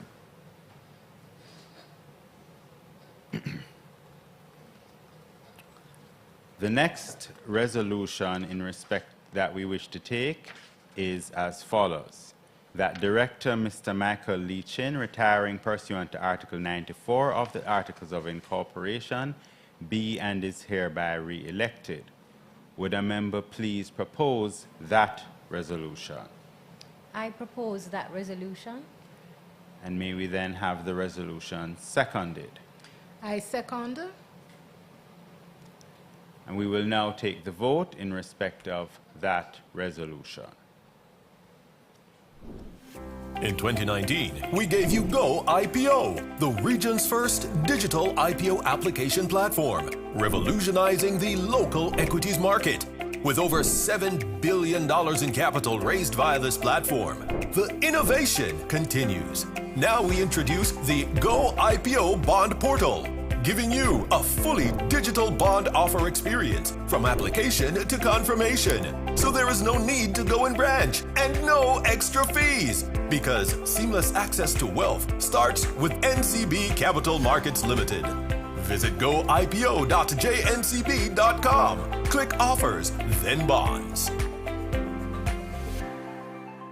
Today's woman is not just an entrepreneur, a mother, or the girlfriend that gets all the girls together. She's all that and much more. We call her a queen. She's driven to live life to the max, and nothing should slow her drive down. That's why Guardian General's Queen Guard Motor Insurance was created with this woman in mind.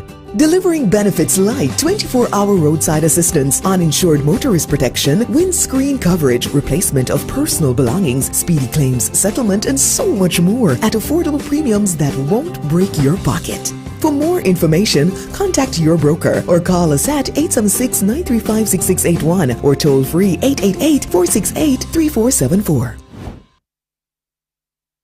Today's woman is not just an entrepreneur, a mother, or the girlfriend that gets all the girls together. She's all that and much more. We call her a queen. She's driven to live life to the max, and nothing should slow her drive down. That's why Guardian General's Queen Guard Motor Insurance was created with this woman in mind. Delivering benefits like 24-hour roadside assistance, uninsured motorist protection, windscreen coverage, replacement of personal belongings, speedy claims settlement, and so much more at affordable premiums that won't break your pocket. For more information, contact your broker or call us at 876-935-6681 or toll free 888-468-3474. As a business owner, wouldn't it be mind-blowing if you could just pick up a new location or a larger factory from a magical shelf? Need a boost? There's no need for daydreaming. Get the capital you need to take your business to the next level with NCB SME Boost. Be empowered with the most flexible solution for business owners. NCB SME Boost is specifically developed to support your medium-sized business in any productive sector. NCB SME Boost, the next level is within reach. Apply online or schedule a visit to boost your business. The first sound they make is to simply let the world know they're here.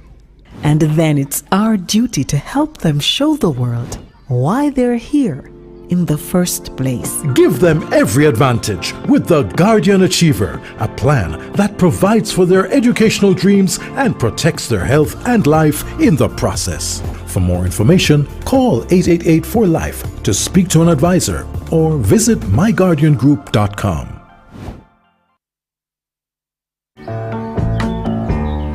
I can see clearly now the rain is At Guardian Group, we've seen so many of our customers achieve great things. From key moments when together we've planned for the future to those unforgettable days when you've celebrated the rewards of those great decisions. So, it's no surprise that after 175 years, our optimism is stronger than ever. Because when you've partnered with people to achieve their best lives as long as we have, you tend to see the world a little brighter every day. Guardian Group. Live easy.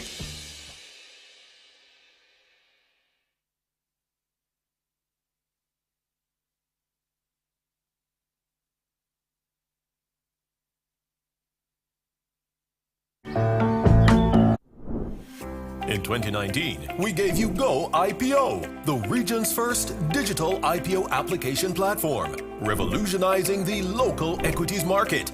With over $7 billion in capital raised via this platform, the innovation continues. Professor Wint, we have the results of the vote. For the persons who are at the atrium, 17 in favor and 2 against. Online, 57 in favor, 1 against. I declare the motion carried. The next items on the agenda are resolutions regarding the remuneration of the directors of the company, the first of which is as follows. That the directors be and are hereby empowered to fix the remuneration of the executive directors. Would a member please propose that first resolution? I propose. And would a member please second the motion? I second. We will now take the vote online using the Vote Now button and in person using the raise of hands. NCB is here to help you prepare for every stage of life. Building your education, gaining your own independence, planning for your future, turning the key to new beginnings. You can do it all with NCB, your partner for life. Start your journey with us today. The way you've built your career into a masterpiece, so you can have days that look like a work of art, will be the legacy that will live on as your crowning glory. Now let us help put the finishing touches on your brilliance with Clarion's vast experience, deep expertise and digital tools, all focused to give you what you deserve, the finest things in life.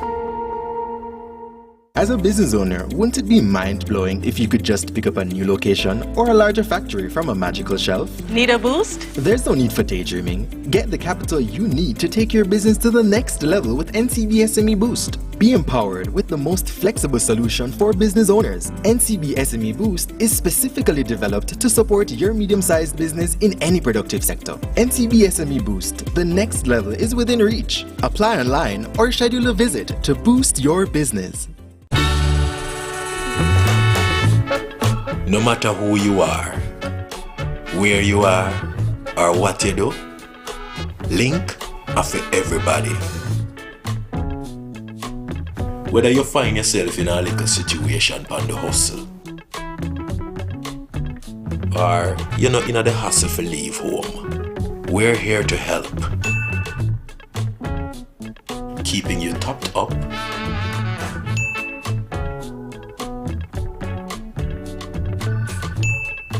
putting the solution in your hands, and giving you the joy of choice and convenience, especially when it comes to getting back what's owed.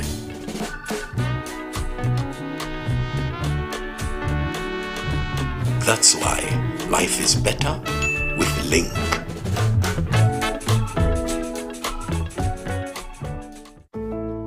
NCB is here to help you prepare for every stage of life. Building your education, gaining your own independence, planning for your future, turning the key to new beginnings. You can do it all with NCB, your partner for life. Start your journey with us today. The way you've built your career into a masterpiece, so you can have days that look like a work of art, will be the legacy that will... Professor Wint, In person, we have 13 votes in favor of this resolution, 1 against, and online, 46 votes in favor and 4 against. I declare the motion carried.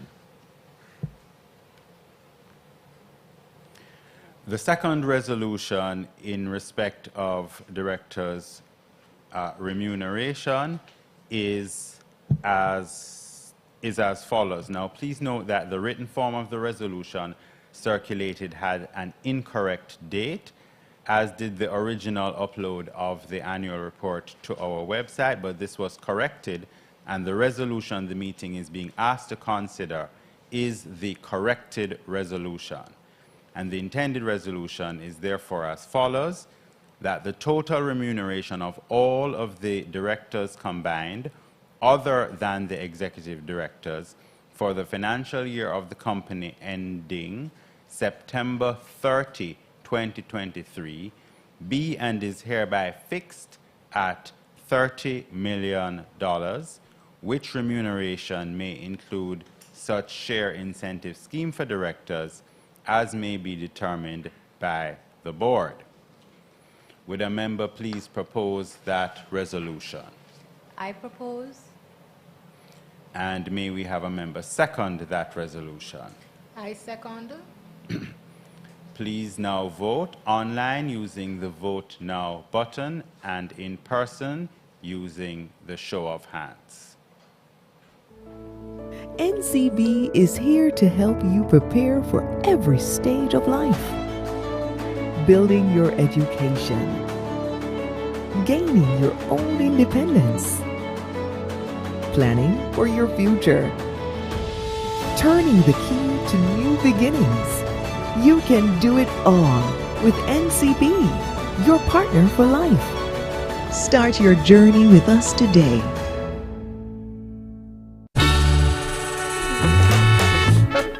No matter who you are, where you are, or what you do, Link are for everybody.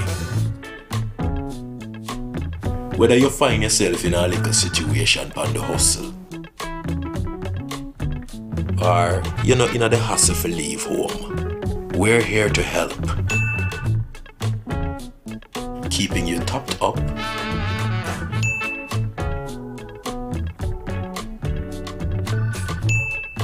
putting the solution in your hands, and giving you the joy of choice and convenience, especially when it comes to getting back what's owed.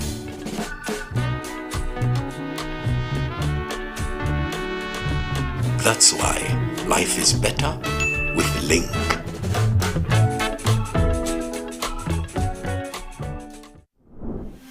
In 2019, we gave you Go IPO, the region's first digital IPO application platform, revolutionizing the local equities market. With over $7 billion in capital raised via this platform, the innovation continues. Now we introduce the Go IPO Bond Portal, giving you a fully digital bond offer experience from application to confirmation. So there is no need to go in branch and no extra fees, because seamless access to wealth starts with NCB Capital Markets Limited. Visit goipo.jncb.com. Click Offers, then Bonds.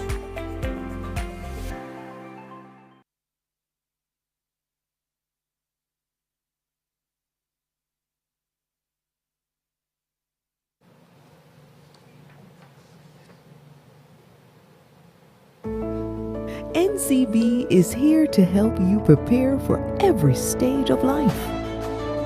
Building your education. Gaining your own independence. Planning for your future. Turning the key to new beginnings. You can do it all with NCB, your partner for life. Start your journey with us today.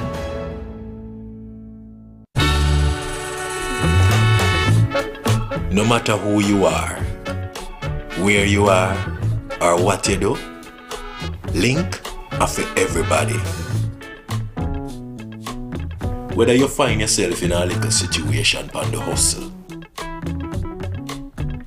or you're not in the hustle for leave home, we're here to help. Keeping you topped up,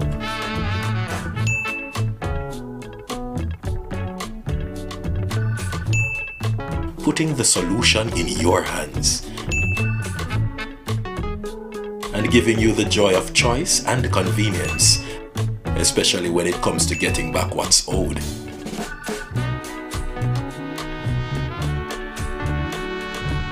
That's why life is better with Link.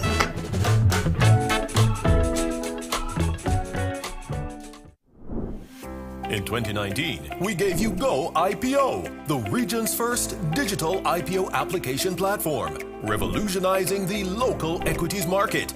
With over $7 billion in capital raised via this platform, the innovation continues. Now we introduce the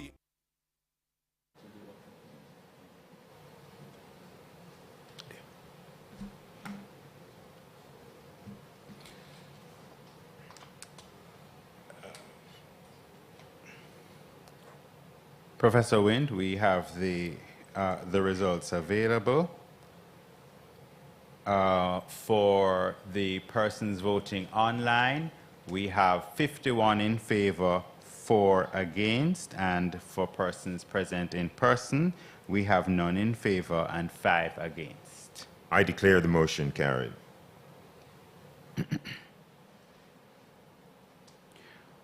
We come next to the appointment of auditors. Messrs. PricewaterhouseCoopers have agreed to remain in office, and we wish to retain them. And so I will now ask someone to propose a resolution set out in the agenda, namely, that Messrs. PricewaterhouseCoopers, having signified their willingness to serve, continue in office as auditors of the company until the conclusion of the next annual general meeting at a remuneration to be agreed with the directors. Would a member please propose that resolution? I propose the resolution. And would a member please second it? I second the resolution. And Professor Wint, now wearing another hat, perhaps as the audit committee chairman, you could speak to the review of the auditor's performance. Thank you very much, Corporate Secretary. So, as is our norm, we engage in a review exercise of our external auditors every year, and we continue to be very satisfied with the performance of our external auditors, PricewaterhouseCoopers. There's been significant diligence on the part of the partners and the audit team. Attendance at our audit committee meetings has been exceptional, and not just attendance, but really important contributions as we seek from our auditors periodically advice on key matters. And we engage in a process of gaining both from management and our audit committee members their perspectives on the work of our auditors. And so we would like to advise our shareholders again that we continue to be very pleased with the service of PricewaterhouseCoopers as our external auditor. Thank you, Professor Wint, and we will now take the vote on the resolution online through voting through the Vote Now button and in person using the raising of hands. In 2019, we gave you Go IPO, the region's first digital IPO application platform, revolutionizing the local equities market.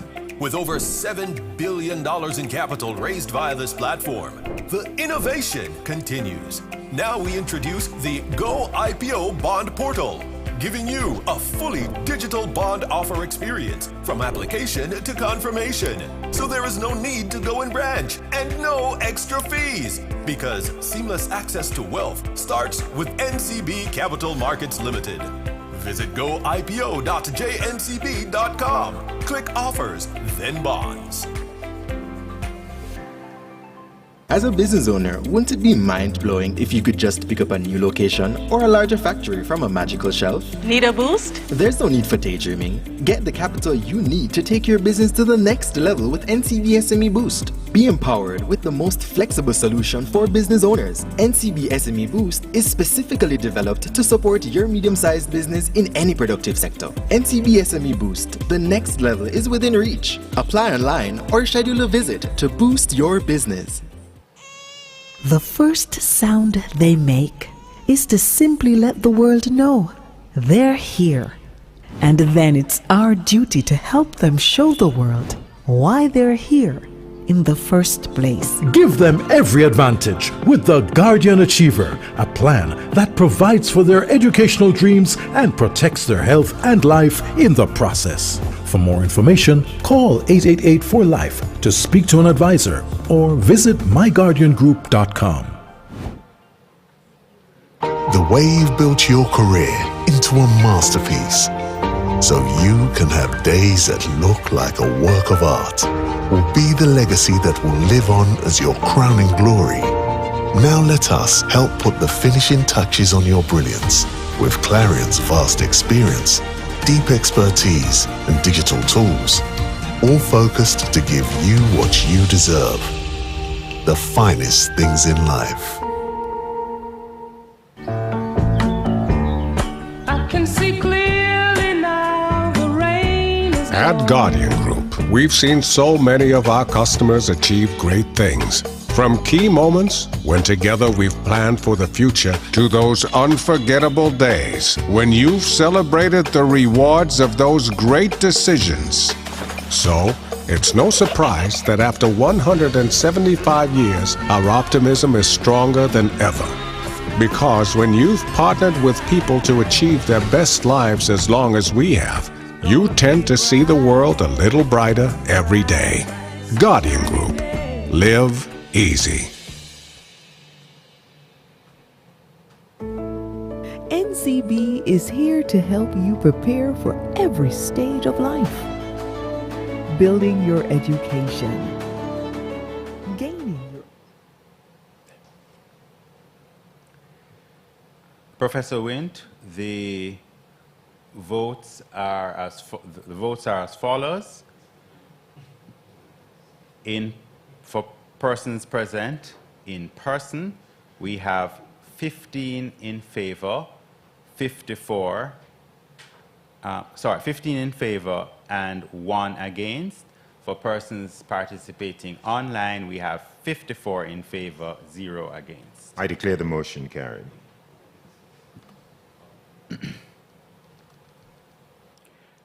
Chairman, those are the resolutions in respect of which notice was given, and we now come to the general question and answer and discussion session, which will include discussion with respect to our first quarter performance. Questions will generally be fielded by persons in the room here, as well as online. And there may be some questions we will continue to take after the meeting if time does not allow all the questions, or if the questions are better answered individually to protect privacy or for other reasons. We will also generally seek to prioritize based on when the questions or remarks were received and in a manner to facilitate broad member participation. So persons with multiple questions or comments, and we do have 1 or 2 of those, might not have them all entertained during the meeting. And I'll remind persons who are participating online that their questions and comments should only be submitted through the question and answer functionality at this time. I will start with some questions in respect of the payment of dividends that perhaps we can take together, and Mr. Cohen, you might address. We have a question from Mr. Bertram Walters, who wishes to know when it is that we are likely to be paying dividends again. And you can take that question and then I'll ask the next one. Mr. Cohen. Thanks for the question. I think, unfortunately, I don't think I'll be able to put a timeline on when we'll be able to, our directors will feel comfortable doing that. I think we're still really trying to assess. There's still a lot of uncertainty. I think we are comfortable in saying that we've probably seen the worst of the pandemic. We're still in the throes of the Ukraine crisis.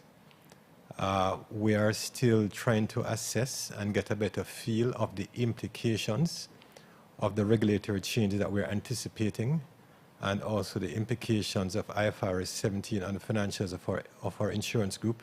So I think there is still a fair number of questions to be answered, and until we receive clarity around those, I would prefer not to give a date. Okay. Thank you, Mr. Cohen. A second question along this theme, Mr. David Rose has referenced some comments made at a previous investor briefing along the lines that capital paid by subsidiaries is really a reallocation of capital across the group. Now, National Commercial Bank Jamaica Limited, the company, only, as in standalone, received $4.17 billion from its subsidiaries in dividend income and paid $1.18 billion to NCB Financial Group Limited, the company, which as a standalone incurred a loss. Now, National Commercial Bank Jamaica Limited significantly strengthened its reserves in 2022 as well, with NCB Financial Group not paying dividends at all. The question then is this: is it that there is a significant risk being anticipated by management, especially with rising fair value losses, that deems such levels of capital retention of the utmost importance? Now, I think you've partly answered the question, and yes. Mr. Cohen, but I pose it anyway. Yeah, I think you're correct. It does in fact reflect some measure of a reallocation of capital across the group. You'd have noticed that there was in fact a significant adjustment to capital because of the mark-to-market movements on fair value reserves. As I mentioned earlier, we're still anticipating the implementation of Basel III on the bank. So there is in fact an effort to ensure that we have sufficient capital to meet whatever requirements will come. The date for, we're expecting that probably the implementation will be sometime in the mid-2023. And with that, I think it's prudent for us to, pretty much keep a healthy capital. We had situations where there may have been excess capital in other parts of the group, and technically what you'd have seen is a transfer of capital to the bank in anticipation of the uncertainties, and as I mentioned, regulatory changes which are coming. Thank you, Mr. Cohen. And then a question from Mr. Theodore Golding, who has also made reference to the recent non-payment of dividends and wishes to have an understanding of what types of payments there may have been to the major shareholder to which minority shareholders might not have been entitled. Repeat that? Payments to the major shareholder? Any payments made to the majority shareholders to which minority shareholders would not have been entitled.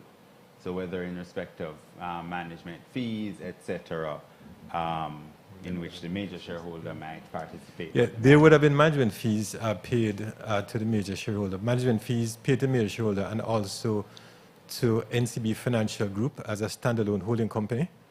As a standalone holding company, NCB Financial Group provides services across the group. There are consultants who are actually engaged through the financial group, and their services are provided across the group, and the management fees help to effectively claw back some of those expenses for the services provided. I think Mr. Golding's question, he was seeking to have an understanding of the figure that NCBFG would have paid to the major shareholder. So, Mr. Cohen, maybe you could check that, and we can take additional questions in the meantime. Sure.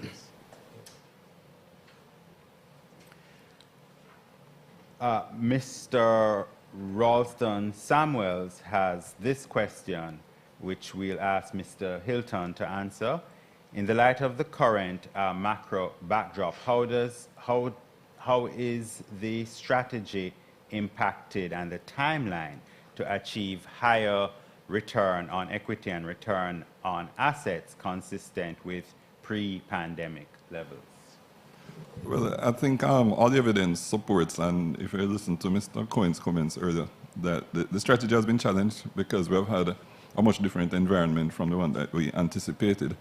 Having said that, you know, I made a point earlier that we haven't changed the destination. We haven't changed what our aspiration is for 2024.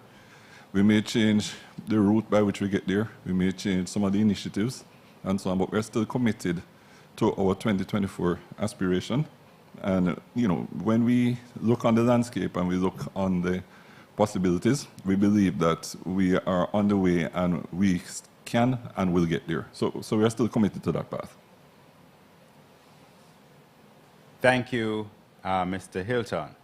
Question now for Mr. Septimus Blake, CEO, National Commercial Bank, Jamaica. The question comes from Mr. David Rose, who asks, NCBJ's NPL portfolio declined year over year, with NPL to gross loans below 3% and gross loans rising 10% to 430 billion.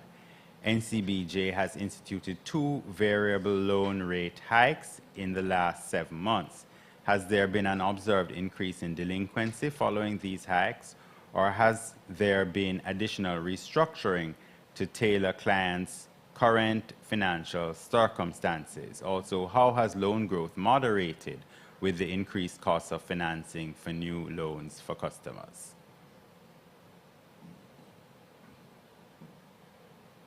We continue to see asset growth.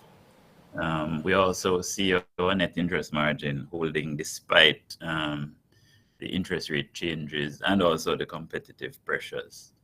We have not seen any material deterioration in our delinquency ratios. We would not have had any what I call restructurings or any forbearance post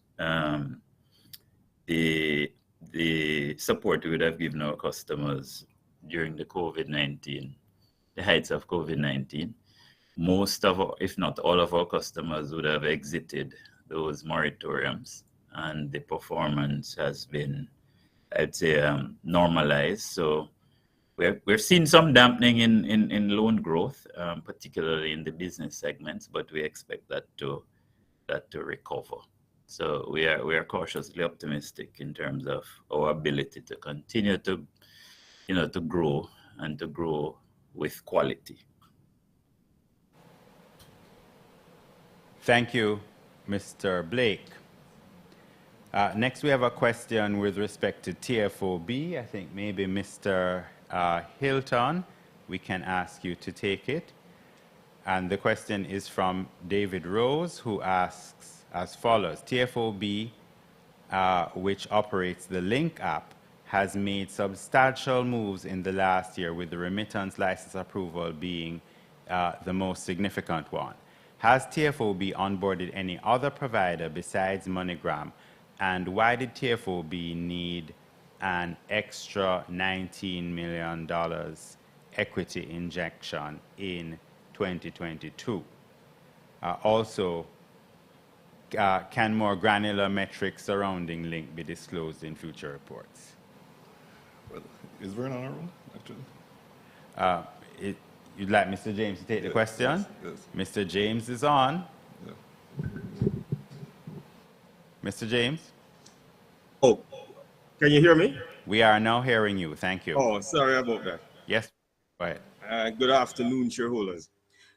In terms of other providers for remittance services, yes, we are in discussions with 2 more Can't declare them here because we are in negotiations with them, but we do anticipate that we will have others certainly on board offering the service before the end of the financial year. As it relates to the continued investment in TFOB and Link, well, we're a software company. As we build features, we have to invest in technology, we have to invest in the software development. We also have to invest in the marketing of the new features because Link is an app of continuous engagement. Also, when you look at Link, we are continuously improving. So even what we've built before, we continuously reiterate it. So just recently, we launched our Link Lite, which is an easier way to onboard people to get onto our Link app and be able to use it. We launched our Link Biz platform, which allows people to use Link and pay at small and medium-sized merchants. And the remittance product and feature has been quite extensive in its development. So you will continue to see investment in our software, and that does cost. As it relates to granular metrics, we do operate in a competitive environment.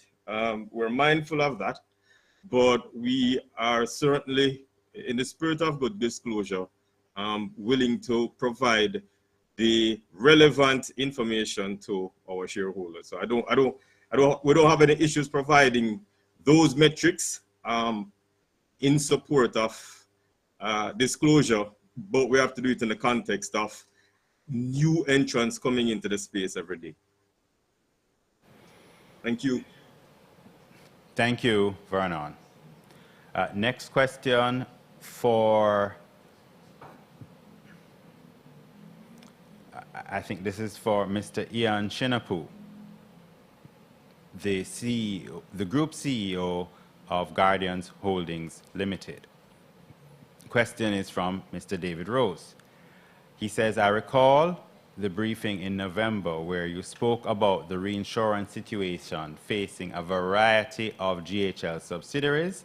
Some Guardian General clients in Jamaica have been quoted with 50% and higher increases in premium for property insurance.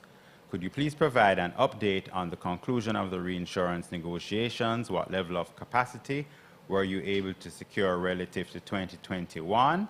And what's the expected fallout for the general insurance business in 2023? Dave, thank you for the question. Can you hear me okay? Just checking. We are hearing you. Okay, great. So let me take the question in the three parts. I note the comment that, property insurance rates have risen and folks have been quoted higher rates. Of course, this is not unique to Jamaica or even to the region. There are both macro or international factors in terms of the reinsurance companies and reassessment of their risk in terms of charging higher premiums across the globe for reinsurance. Of course, we have not benefited at all from the fact that recently we had the challenges in Florida and this part of the world. And as the Insurance Association, I believe, has held a press conference to alert the public of these changes in terms of higher reinsurance costs. So these increases relate to a price correction basically facing the whole region and of course the entire Jamaica market, and not just, of course, Guardian General. In terms of the update on the conclusion of our reinsurance negotiations, in fact, our reinsurance policies are up in April of 2023. So they run from May to April annually. So we are still in the process of concluding those negotiations. But of course, we did anticipate and we do anticipate that that market, the reinsurance market, is going to harden, is going to be more difficult and more costly. And in that scenario, since we anticipated it, we have been aggressive in trying to secure more reinsurance coverage. And we did obtain additional capacity in this period, 22 to 23. And of course, we are vigorously doing the same for 23 onwards. However, with the significant claims, as I mentioned, due to adverse weather in particular, we remain one of the best, or if not the best, customer for reinsurers in the region, in that we've had a very good underwriting program. We've managed our claims well and settled our claims well. So we do negotiate as a regional group operating in 23 countries for our general insurance. We do negotiate quite vigorously, given that we have a diverse portfolio. And that does allow us to benefit and negotiate better terms, given the number of markets that we're in. So what's the expected fallout for the general insurance business? Whilst we do continue to see the challenges and the hardships that higher premiums would place on our customer base, we do anticipate that we would have to continue to manage and be reasonable in our premium increases in line with the market, as we seek to manage our long-standing client exposures and underwrite the risk in support of new clients as appropriate, because we do believe that the market in the Caribbean and the present countries that we're in is still underinsured, if not in terms of value, in terms of folks who need this insurance. So we will continue to do our best to provide that and maintain the rates that we can. But based on claims experience and reinsurance costs, we will, as with others, have to see premium rate increases, as you would have heard, as Mr. Cohen would have shared in his presentation in terms of general insurance. Thank you. Thank you. Thank you very much for that, Ian. Our next question is going to be for Ian Truron, the CEO of Clarion Bank Limited. The question is from David Rose. He asks this: Clarion Bank's capital base remains well above the regulatory minimum, but Clarion took a substantial hit to its equity base due to large unrealized losses on FVOCI, fair value, other comprehensive income instruments. I remember, he says he remembers you mentioning some extremely ambitious growth targets for the loan book. What's the plan now based on the current headwinds in the global economic environment and its potential impact for you? Thank you very much, Dave, and thank you, Mr. Rose, and good afternoon, shareholders. I would say, just as a point of clarity in the first instance, the changes to Clarion's equity through the variations of OCI do not actually impact our regulatory capital base. And so our regulatory capital base remains strong, can facilitate the growth that we're anticipating.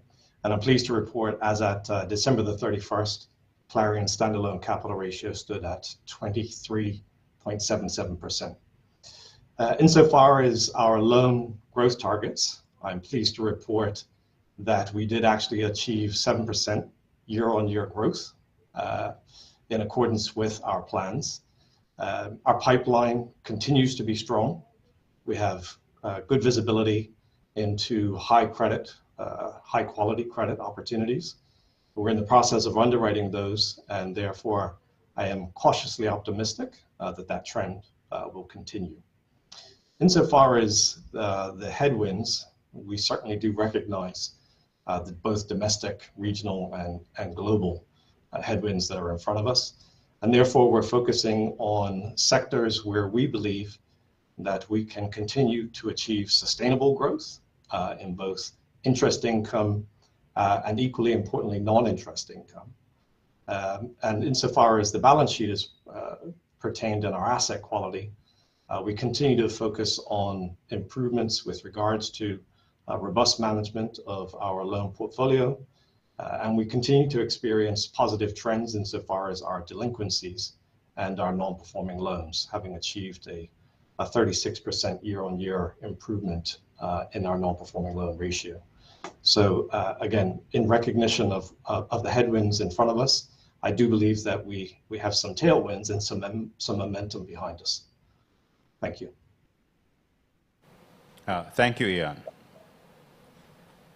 All right. The next question that we will take is from Ralston Samuels.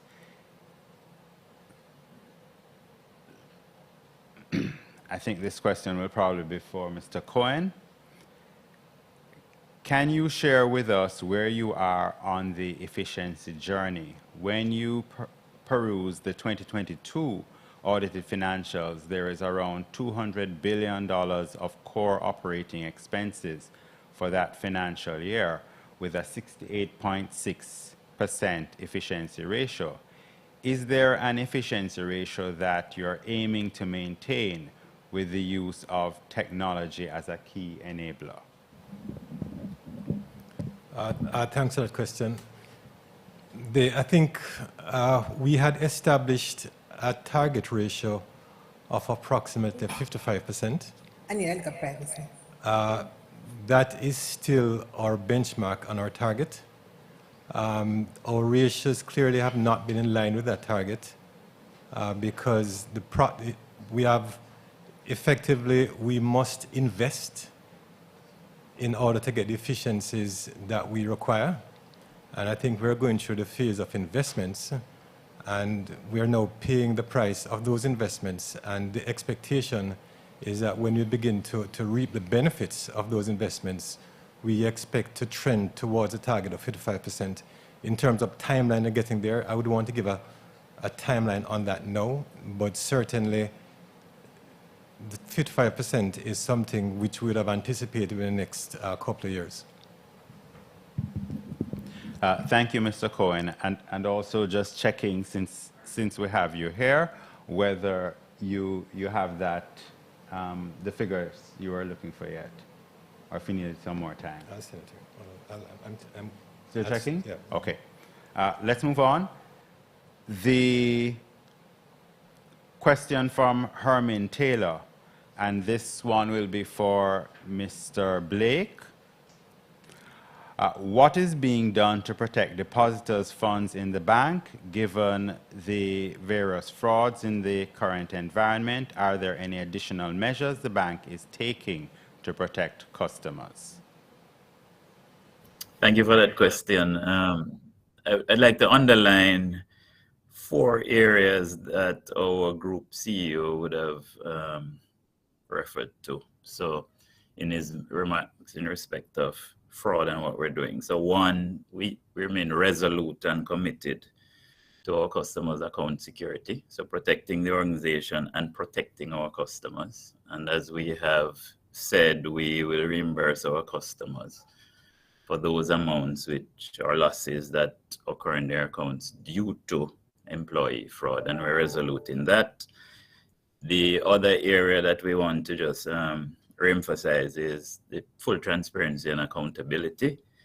And recent events of employee fraud, I would suggest, are not a reflection of a lack of soundness in terms of the system, but rather a commitment to full transparency and accountability, where we will investigate and and turn over the persons to the law enforcement. But thirdly, which is important for us, is the continued investment in terms of the technologies, the best-in-class processes in respect of onboarding, monitoring transactions. You would have seen us introducing several components in terms of that dual-factor authentication. We are PCI DSS certified, which is Payment Card Industry Data Security. We have implemented tokenization, encryption, rigorous background checks for onboarding, ongoing monitoring.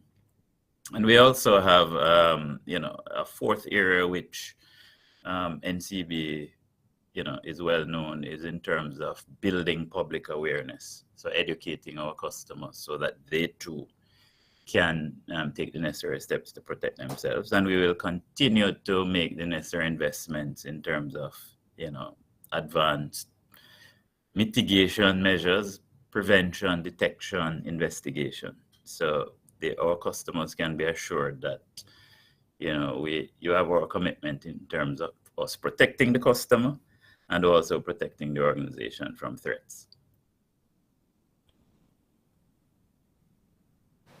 Thank you.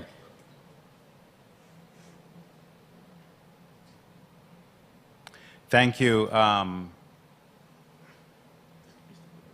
Yeah, thank you. Sorry about that. Someone else was speaking to me.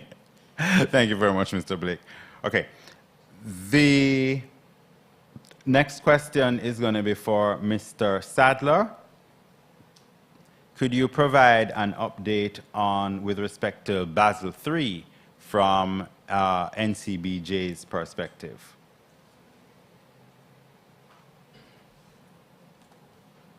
Shareholders.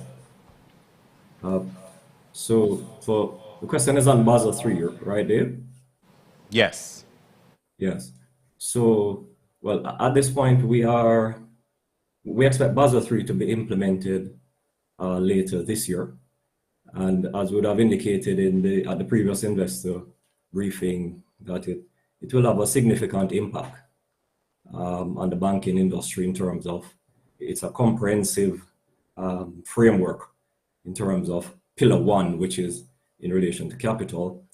We currently have a JBA working group, and we continue to assess the impact, and we continue to prepare for the implementation. There are certain matters that we will discuss further with the Bank of Jamaica in terms of the implementation on certain aspects of it, in terms of the impact on the industry.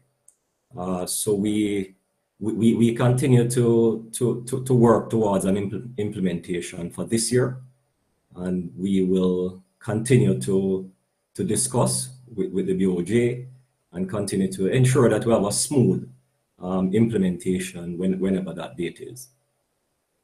Thanks, Dave.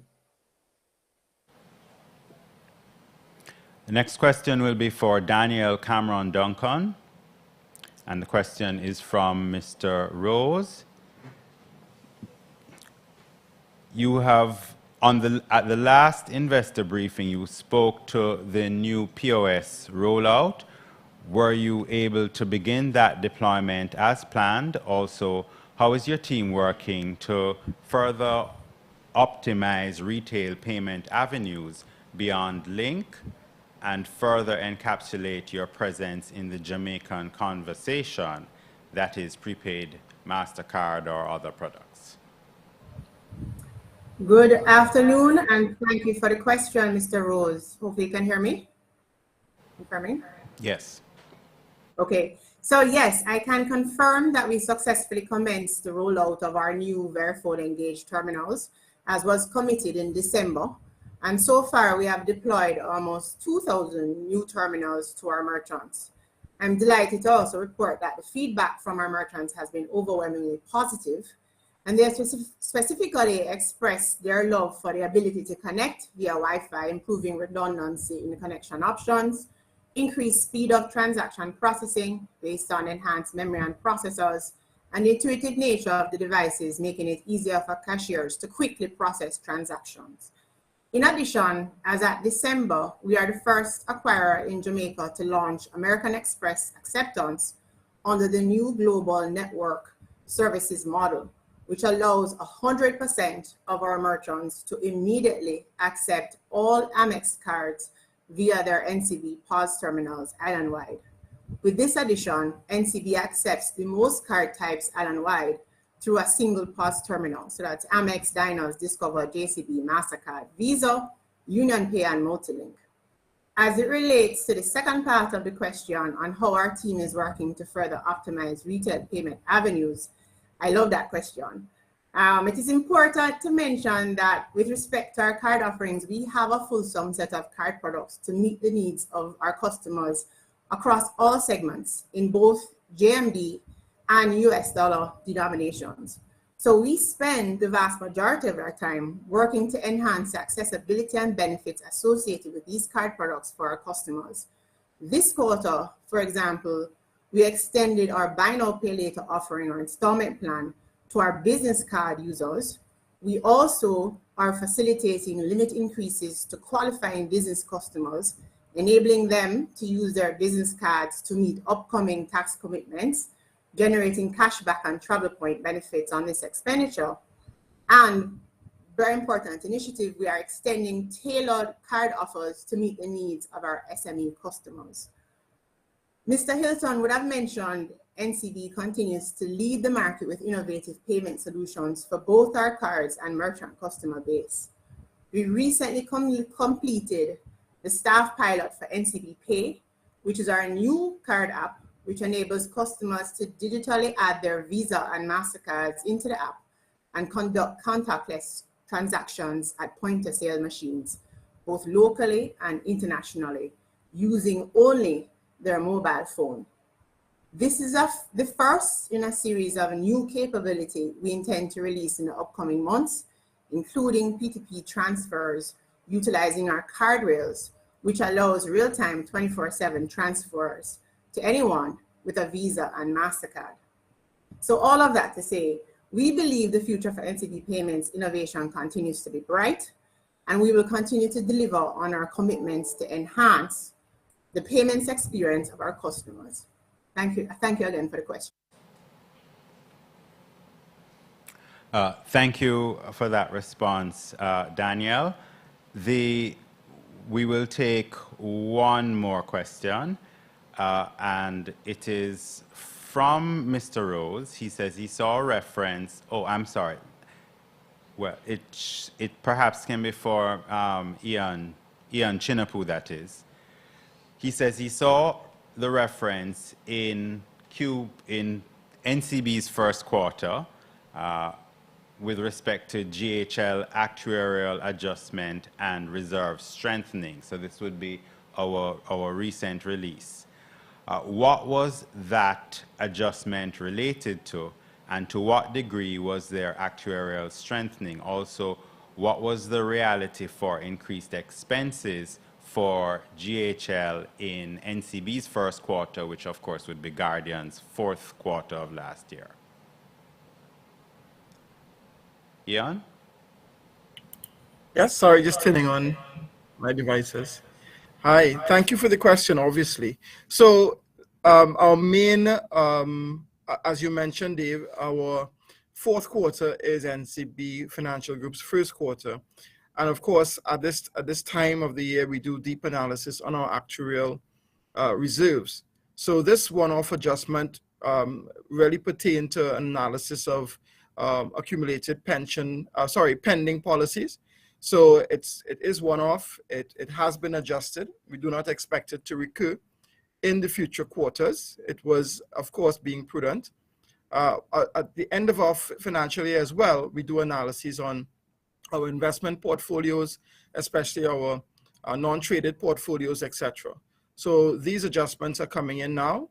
And as I said, we do not expect the one-off adjustment to recur into the rest of the year. And I think we've handled it now. Okay.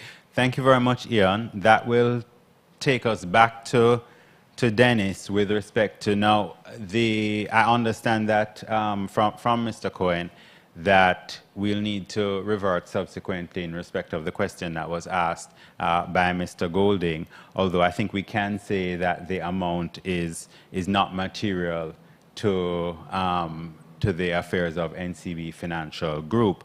But Mr. Cohen, some of the shareholders who are present in person have indicated that they were not able to clearly hear the comments that you made with respect to why dividends are not being paid now. So if you could reiterate those for their benefit, please. All right, thanks, Dave. In my first comments, I'd mentioned the challenges that the organization faces and the market in general. I'd mentioned first the Russia-Ukraine crisis. I'd mentioned the rising interest rates. And what's happening, if you take a look at our financials over the past couple of years, you would have noticed that there is in fact significant adjustments to our capital because of the impact of interest rates has had on bond prices. Those adjustments to capital, in addition to, as I mentioned, regulatory change that are anticipated, the impact of Basel III, the impact of IFRS 17 on capital requirements, those are still uncertainties. And the board has considered prudent not to pay dividends until we get a grasp as to what the capital requirements are for those uncertainties.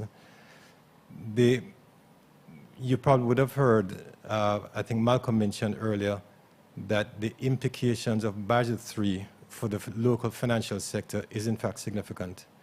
Globally, the implications of IFRS 17 for insurance companies around the world are considered to be significant, right? The precise implications of those changes are still being discerned by most companies globally for IFRS 17 and certainly for Jamaica for Basel III.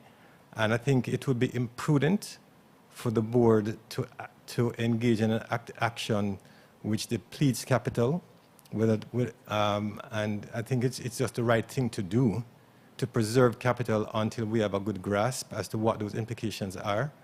Otherwise, I think we would not be doing our shareholders justice. Thank you, Dennis. That would be the question and answer and comment section. Professor Wynne. Thank you very much, Mr. Garcia, for leading us so ably through that range of questions. This really concludes the business of our annual general meeting, but I really want to say thanks, and I want to start off by saying thanks to our shareholders, because obviously this has not been the easiest of times, and we appreciate your understanding as it relates to the point that Mr. Cohen just made about preserving the capital in uncertain times and under volatile and challenging conditions. I also really want to thank the organizing team and the executive management that has been involved here. We heard from Mr. Cohen, Mr. Hilton, Mr. Garcia. I want to also thank our board members who were not present here at the atrium but are online, have been working really hard over the course of the last year. And I speak to Mr. Robert Almeida, Director Robert Almeida, and Director Sandra Glasgow, Director Sanya Goff, Director Talia Lynn, and of course our chairman, who wasn't able to make it to our AGM this year. He's very far away, and this is, I think, the first AGM that Honorable Mr. Michael Leachin has missed, and he has really continued to provide really important leadership for our group. I want to thank our movers and our mover and seconder, Stephanie Nita and Jackie DeLissa, and of course our executive management team across the group that has been working very diligently. So this concludes our agenda for this meeting. And I want to wish everyone a great weekend. And again, thank you so much for your continued participation and involvement in the activities of the NCB Financial Group.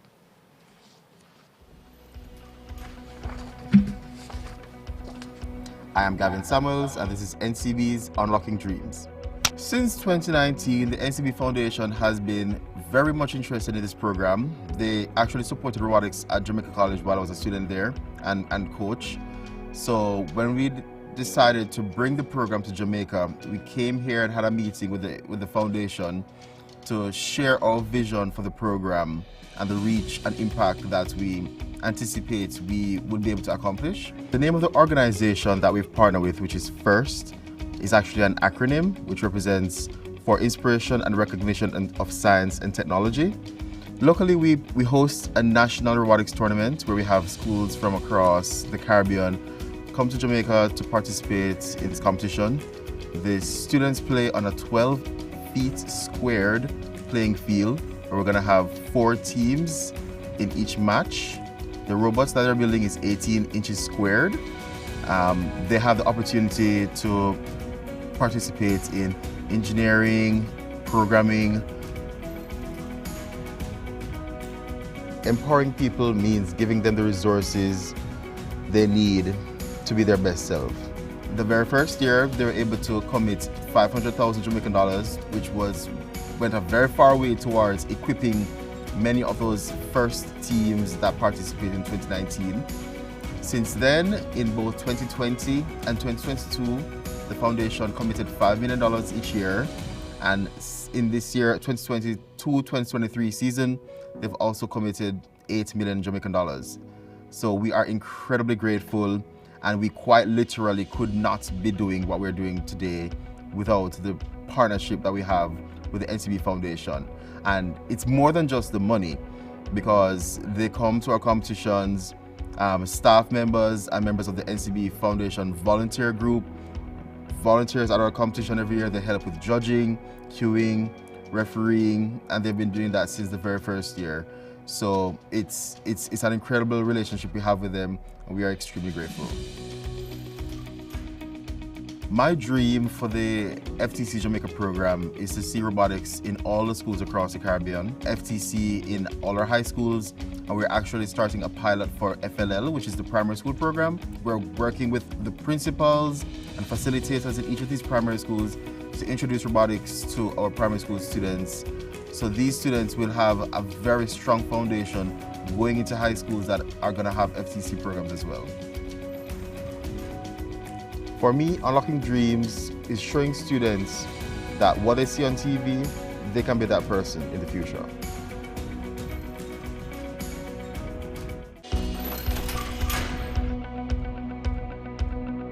I am Gavin Samuels, and this is NCB's Unlocking Dreams.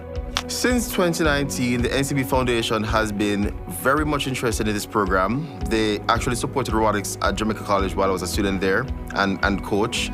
So when we decided to bring the program to Jamaica, we came here and had a meeting with the foundation to share our vision for the program and the reach and impact that we anticipate we would be able to accomplish. The name of the organization that we've partnered with, which is FIRST, is actually an acronym which represents for Inspiration and Recognition of Science and Technology. Locally, we host a national robotics tournament where we have schools from across the Caribbean come to Jamaica to participate in this competition. The students play on a 12 feet squared playing field where we're gonna have 4 teams in each match. The robots that they're building is 18 inches squared. They have the opportunity to participate in engineering, programming. Empowering people means giving them the resources they need to be their best self. The very first year, they were able to commit 500,000 Jamaican dollars, which went a very far way towards equipping many of those first teams that participated in 2019. Since then, in both 2020 and 2022, the foundation committed $5 million each year. And in this year, 2022-2023 season, they've also committed 8 million Jamaican dollars. So we are incredibly grateful, and we quite literally could not be doing what we're doing today without the partnership that we have with the NCB Foundation. And it's more than just the money, because they come to our competitions, staff members and members of the NCB Foundation volunteer group. Volunteers at our competition every year. They help with judging, queuing, refereeing, and they've been doing that since the very first year. So it's an incredible relationship we have with them, and we are extremely grateful. My dream for the FTC Jamaica program is to see robotics in all the schools across the Caribbean, FTC in all our high schools, and we're actually starting a pilot for FLL, which is the primary school program. We're working with the principals and facilitators in each of these primary schools to introduce robotics to our primary school students. So these students will have a very strong foundation going into high schools that are going to have FTC programs as well. For me, unlocking dreams is showing students that what they see on TV, they can be that person in the future.